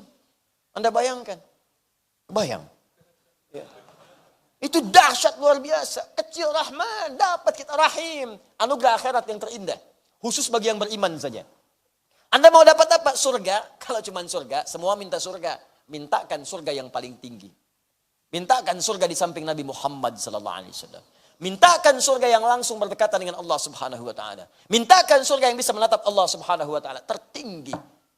Lebih dekat dengan Allah, semakin dekat, Anda mendapatkan anugerah terindah. Karena itulah diakhiri dengan kalimat Ar-Rahman Ar-Rahim. Ar-Rahman Ar-Rahim. Kalau nggak butuh semua, sebagian tabi'id. Ya Allah, saya nggak pengen jadi terlalu kaya, Allah takut sombong. Gak apa-apa. Yang penting yang kamu butuhkan saya berikan. Tab'id ma'at tahdid. Terbatas pada kebutuhannya saja. Makanya ada orang minta itu sesuai kebutuhan, dikasih oleh Allah. Nih, yang kamu butuhkan nih, kalau lebih daripada ini berbahaya. Ya Allah, aku ingin jadi direktur, ya Allah, direktur. Jadinya manajer. Ya Allah, mobil ya Allah, mobil ya Allah. Motor dapatnya. Motor. Aku berikan kau motor, aksesnya lebih cepat. Terbebas dari kemacetan. Jalanan indah, bisa berkelok-kelok, engkau lewat. Ya. Mobil kamu dikhawatirkan ketika akan keluar, bahkan tak bisa buka pintu. Ya. Harus ada ajudan, harus ada ini, ada itu. Hidup kamu jadi berat nantinya. Dapat dia mobil. Dapat dia motor. Dapat sepeda. Ya Allah, aku ingin sepeda motor ya Allah. Aku kabulkan. Motornya aku tunda. Kan bagian kedua, sepeda motor. Motornya nanti, sepeda dulu. Ini sepeda. Dapat. Indah. Dunia tuh gimana ya? Saya kadang bingung orang tuh berantem masalah dunia. Padahal hukumnya kecil gitu kan. Ini tuh gak ada nilainya. Ya, jadi apa? Allah kan tak kasih rumus dekat dengan Allah. Jadi dia jadi kecil. Tidak ada orang sedih masalah dunia. Ada orang berantem masalah dunia. Ah, ya Allah, kenapa gitu kan? Dua orang berebut pekerjaan sambil berkelahi. Berebut mobil sampai saling tusuk, saling meninggal dua-duanya. Mobilnya gak ada yang dapat. Saya suka ketawa gitu kan. Apa yang mau direbutin itu? Ya, rebutan sendal, rebutan kamera, rebutan ini. Ngapain? Ngapain dunia? Kita tinggalin. Kalau bukan Anda meninggalkan dunia duluan, dunia meninggalkan Anda duluan. Makanya bismillah. Pakai itu, biar nggak sembarangan. Rahman dapat, Rahim dapat. Dapat kita. Dan disitulah kita mendapatkan tanda di sisi Allah Subhanahu wa ta'ala. Apa itu tanda bahasa Arabnya? Wasmun. Kalau disatukan dengan ba, hilangkan wawunya. Ganti dengan alif. Kalau pengen cepat, hilangkan alifnya. Langsung sin dengan mim. Gabungkan dengan ba. Bismi. Bismillah. Nih, asalnya dari kata ismun. Ismun ini pendapat pertama dari kata wasmun. Yang berarti tanda yang melekat. Ini saya tidak bicara terjemahan ya. Kalau terjemahan ini makna umum. Ismun diartikan nama. Dalam bahasa Arab. Ismun, nama, masmuka, siapa namamu hai lelaki. Masmuki, siapa namamu hai perempuan. Mas Karyo, namanya Karyo.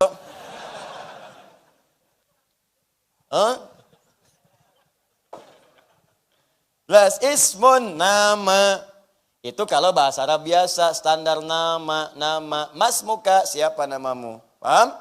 Tapi kalau kita kaji lebih dalam, apa asal kata ismun ini? Wa qala al-Kufiyuna, wa qala al-Basriyuna. Ahli nahu dari Kufa, ahli nahu dari Basra. Orang-orang pakar bahasa Arab mengatakan pendapat pertama, ismun berasal dari kata wasmun, yaitu sesuatu tanda yang melekat. Kenapa ismun dikatakan dengan nama? Karena nama itu menjadi tanda yang membedakan dia dengan orang lain. Ini Abdul, ini Adi. Saya panggil Adi, nengok yang ini. Abdul, nengok yang ini. Asep, nengok yang di belakang. Hussein, nengok yang di kiri. Michael, nengok di kanan. John, nengok yang di depan. Ya. Nama. Karena itu ketika diberikan nama, menjadi tanda dia untuk dibedakan dengan orang lain. Adi yang ini, Adi Hidayat yang ini. Adi, dua-duanya nengok. Bukan yang itu kok, Adi Hidayat. Yang ini berarti. Apa mas? Bukan Hidayat yang ini, Adi Hidayat Nur Salim. Yang itu. Setiap diberikan nama, tambah untuk membedakan satu dengan yang lainnya. Karena itu setiap nama yang melekat, mau disingkat, mau tidak disingkat, pasti membedakan satu dengan yang lain. Nih, saya berikan gambaran. UAS, singkatan.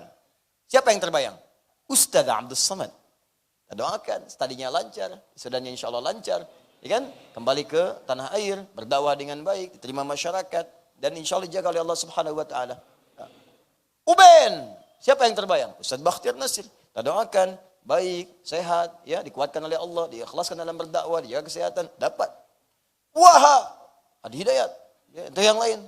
Doakan Allah ampuni dosanya, masih banyak maksiatnya, semoga Allah ampuni, itu aja. Selesai. Ya, jadi setiap kita mendapatkan itu, nampak. Makanya pasti ketika nggak ada, akan dicari. Ya, ayo singkat silahkan, tapi akan spesifik menunjuk pada orangnya. Ya, UAH, Ustaz Adi Hidayat, UAS, Ustaz Abdul Samad, UBN, Ustaz Bakhtiar Nasir, ya. Ustaz Yahya Kusmayanto, Kuya. Dia misal, contoh. Paham ya? Nah, jadi inilah wasmun. Nah, bismillah kalau kita kaitkan dengan Allah, orang-orang yang dekat dengan Allah Subhanahu wa taala. Yang selalu membangun kedekatan dengan ibadah tadi, dengan akhlak, maka dia akan mendapat tanda spesial di hadapan Allah Subhanahu wa taala. Ditandain tuh hamba tuh. Disebut-sebut namanya oleh Allah. Beda dengan yang lain. Maka turun kalimat, fadhkuruni adzkurkum. Kamu nyebut saya sebut kamu. Banyak hamba yang disebut oleh Allah Subhanahu wa taala. Di antaranya adalah hamba-hamba yang sering rajin ke majelis ilmu. Itu hamba spesial. Ibadahnya di majelis ilmu supaya punya ilmu. Ilmu dipakai dalam amal. Orang seperti disebut oleh Allah. Majtama'a qaumun fi baitin min buyutillahi. Gak pernah orang kumpul-kumpul di satu rumah, di rumah Allah Subhanahu wa taala. Datang ke masjid, datang ke majelis ilmu. Orang kumpul-kumpul di gelanggang, orang kumpul-kumpul misalnya di Medan, kumpul-kumpul di pasar, di macam-macam, dia datang ke majelis ilmu. Yatluna kitab Allah, untuk belajar Al-Qur'an. Wa yatadarasunahu fima bainahum. Dia kaji, dia tafsirkan, dia diskusi, dia dapatkan maknanya. Kecuali dia mendapatkan 4 hal. Allah berikan 4 kemuliaan. Ghasyiyat humur rahmah.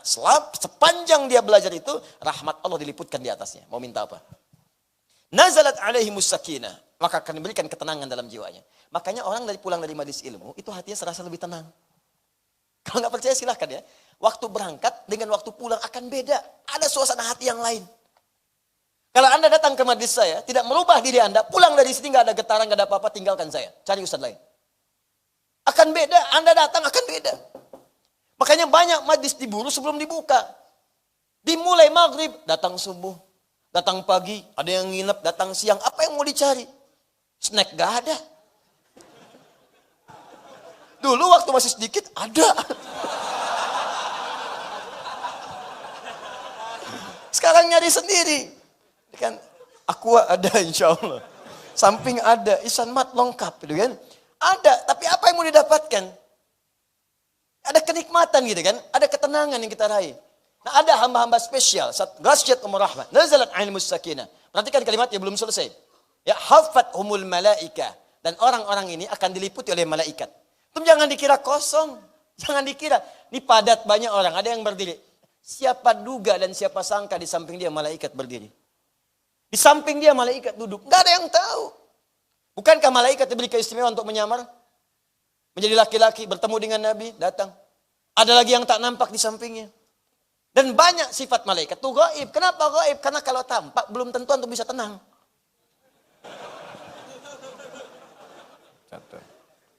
Samping malaikat. Malaikat. Siapa? Malaikat maut.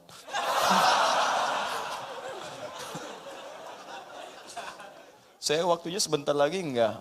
Tenang aja, saya mau ke Abdul kok. Contoh aduh. Contoh. Misal. Ya. Jadi begitu. Ya. Ya. Nah, ini teman-teman sekalian, itu yang keempat belum selesai. Alhamdulillah. Wa dzakarahumullahu fi man 'inda. Wa dzakarahumullahu fi man 'inda. Dan orang yang ikut taklim itu disebut-sebut langsung oleh ditandai. Disebut-sebut di sekitar makhluk yang ada di arsy. Si fulan, lihat si fulan, ya malaika lihat si fulan, perhatikan si fulan. Ya malaika, orang-orang datang nostalgia, orang-orang datang ya malaika. Ada yang pergi ke puncak, ada yang ke Lembang, ada yang macam-macam. Ya malaika catat dia spesial. Majelis ilmu, majelis ilmu, majelis ilmu, majelis ilmu. Ada yang istighfar sebelum subuh spesial, disebut langsung oleh Allah. Istighfar. Ada yang sedekah, rahasia-rahasia spesial. Ada yang ahli Quran, lebih spesial ahli Quran.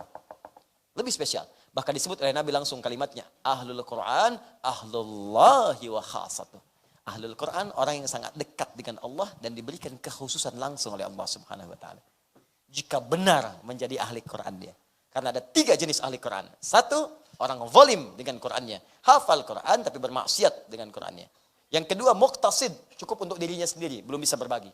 Yang ketiga, sabiqum bil khairati biiznillah. Ahli Quran yang mengamalkan isi Qurannya penuh dengan nilai-nilai kebaikan. Itu di Quran surah ke-35 ayat ke-32. Kalau benar, langsung turun rahmat Allah disebut-sebut oleh Allah. Wasmun.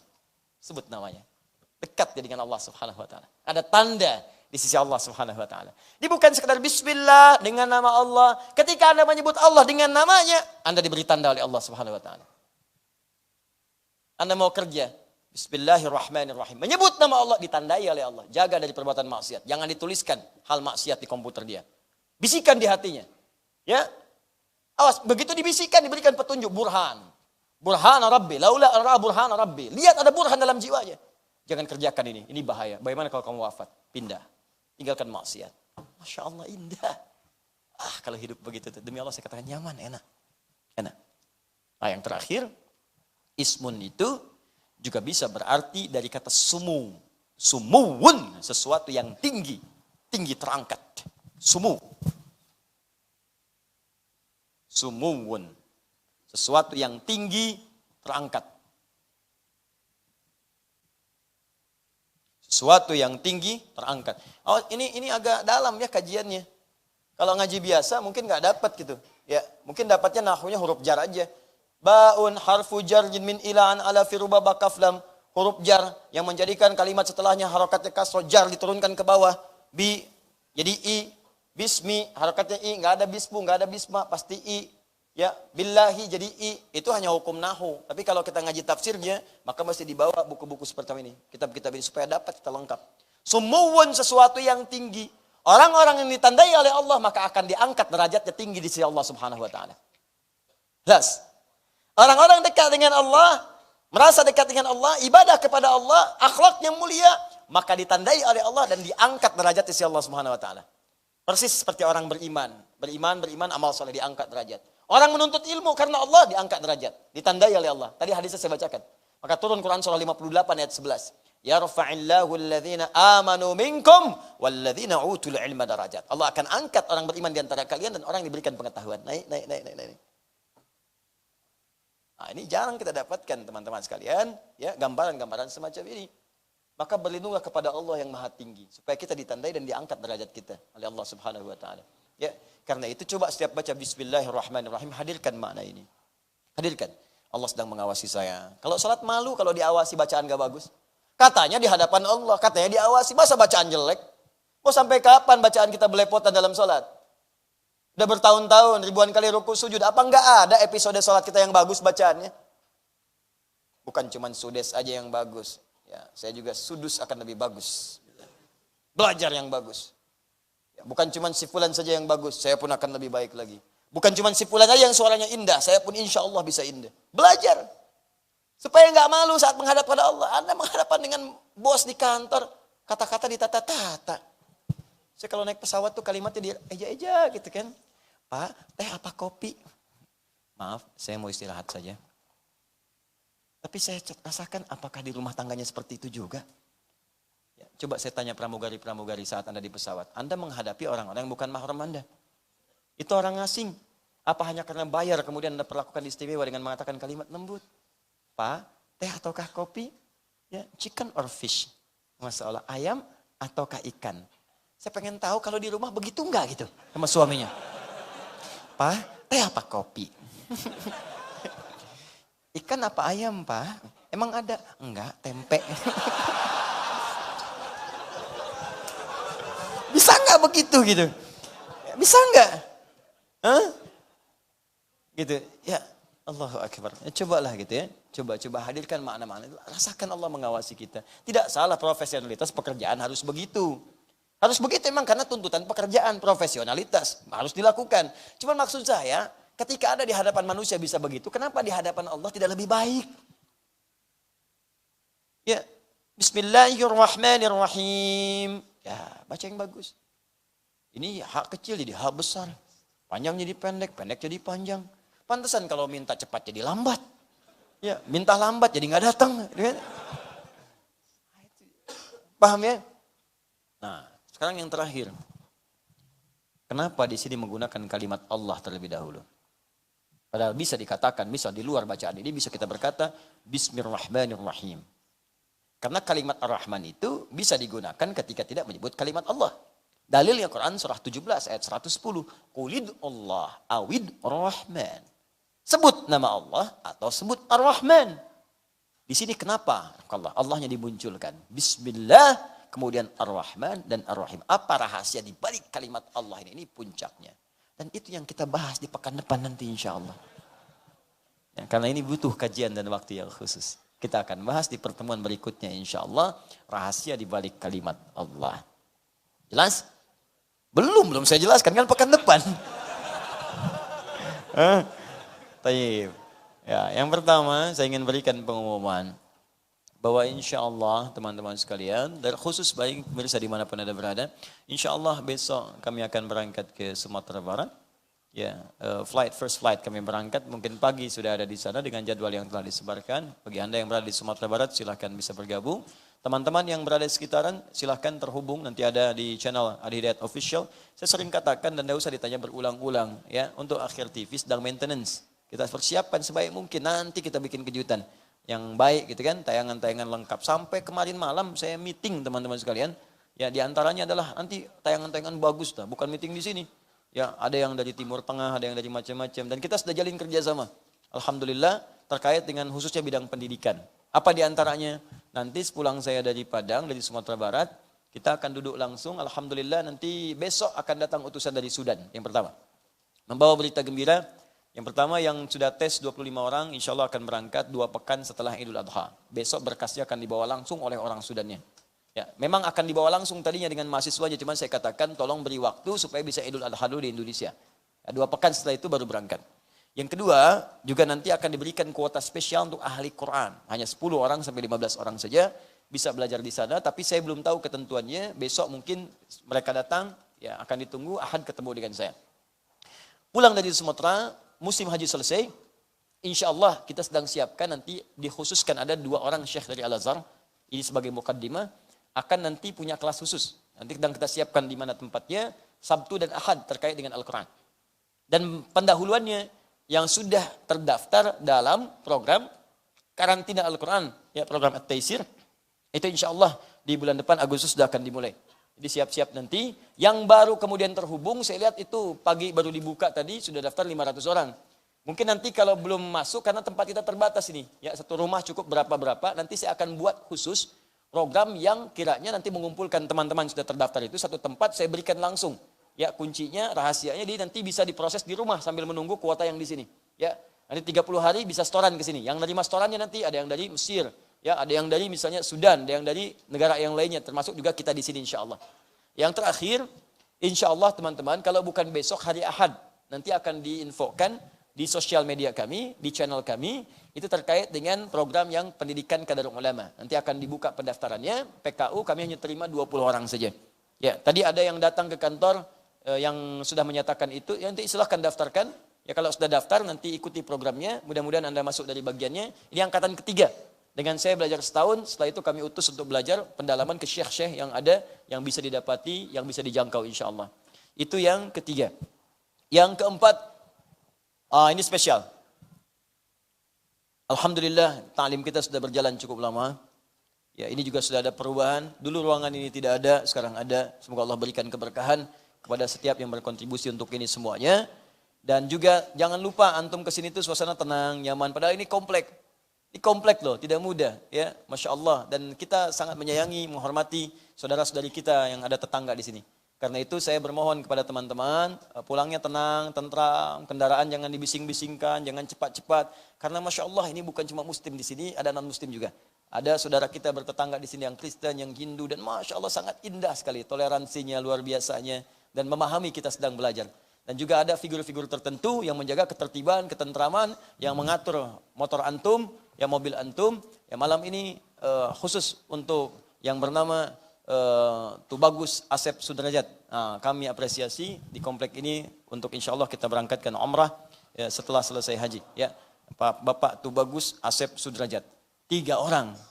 Satu namanya Tubagus, kedua namanya Pak Asep, ketiga namanya Pak Sudrajat. Jadi 3 bersaudara ini ya, unik, Masya Allah kompak. Jadi kalau satu pakai jaket semua sama, satu pakai motor unik sama semuanya, dan satu datang mengawal, semua datang mengawal.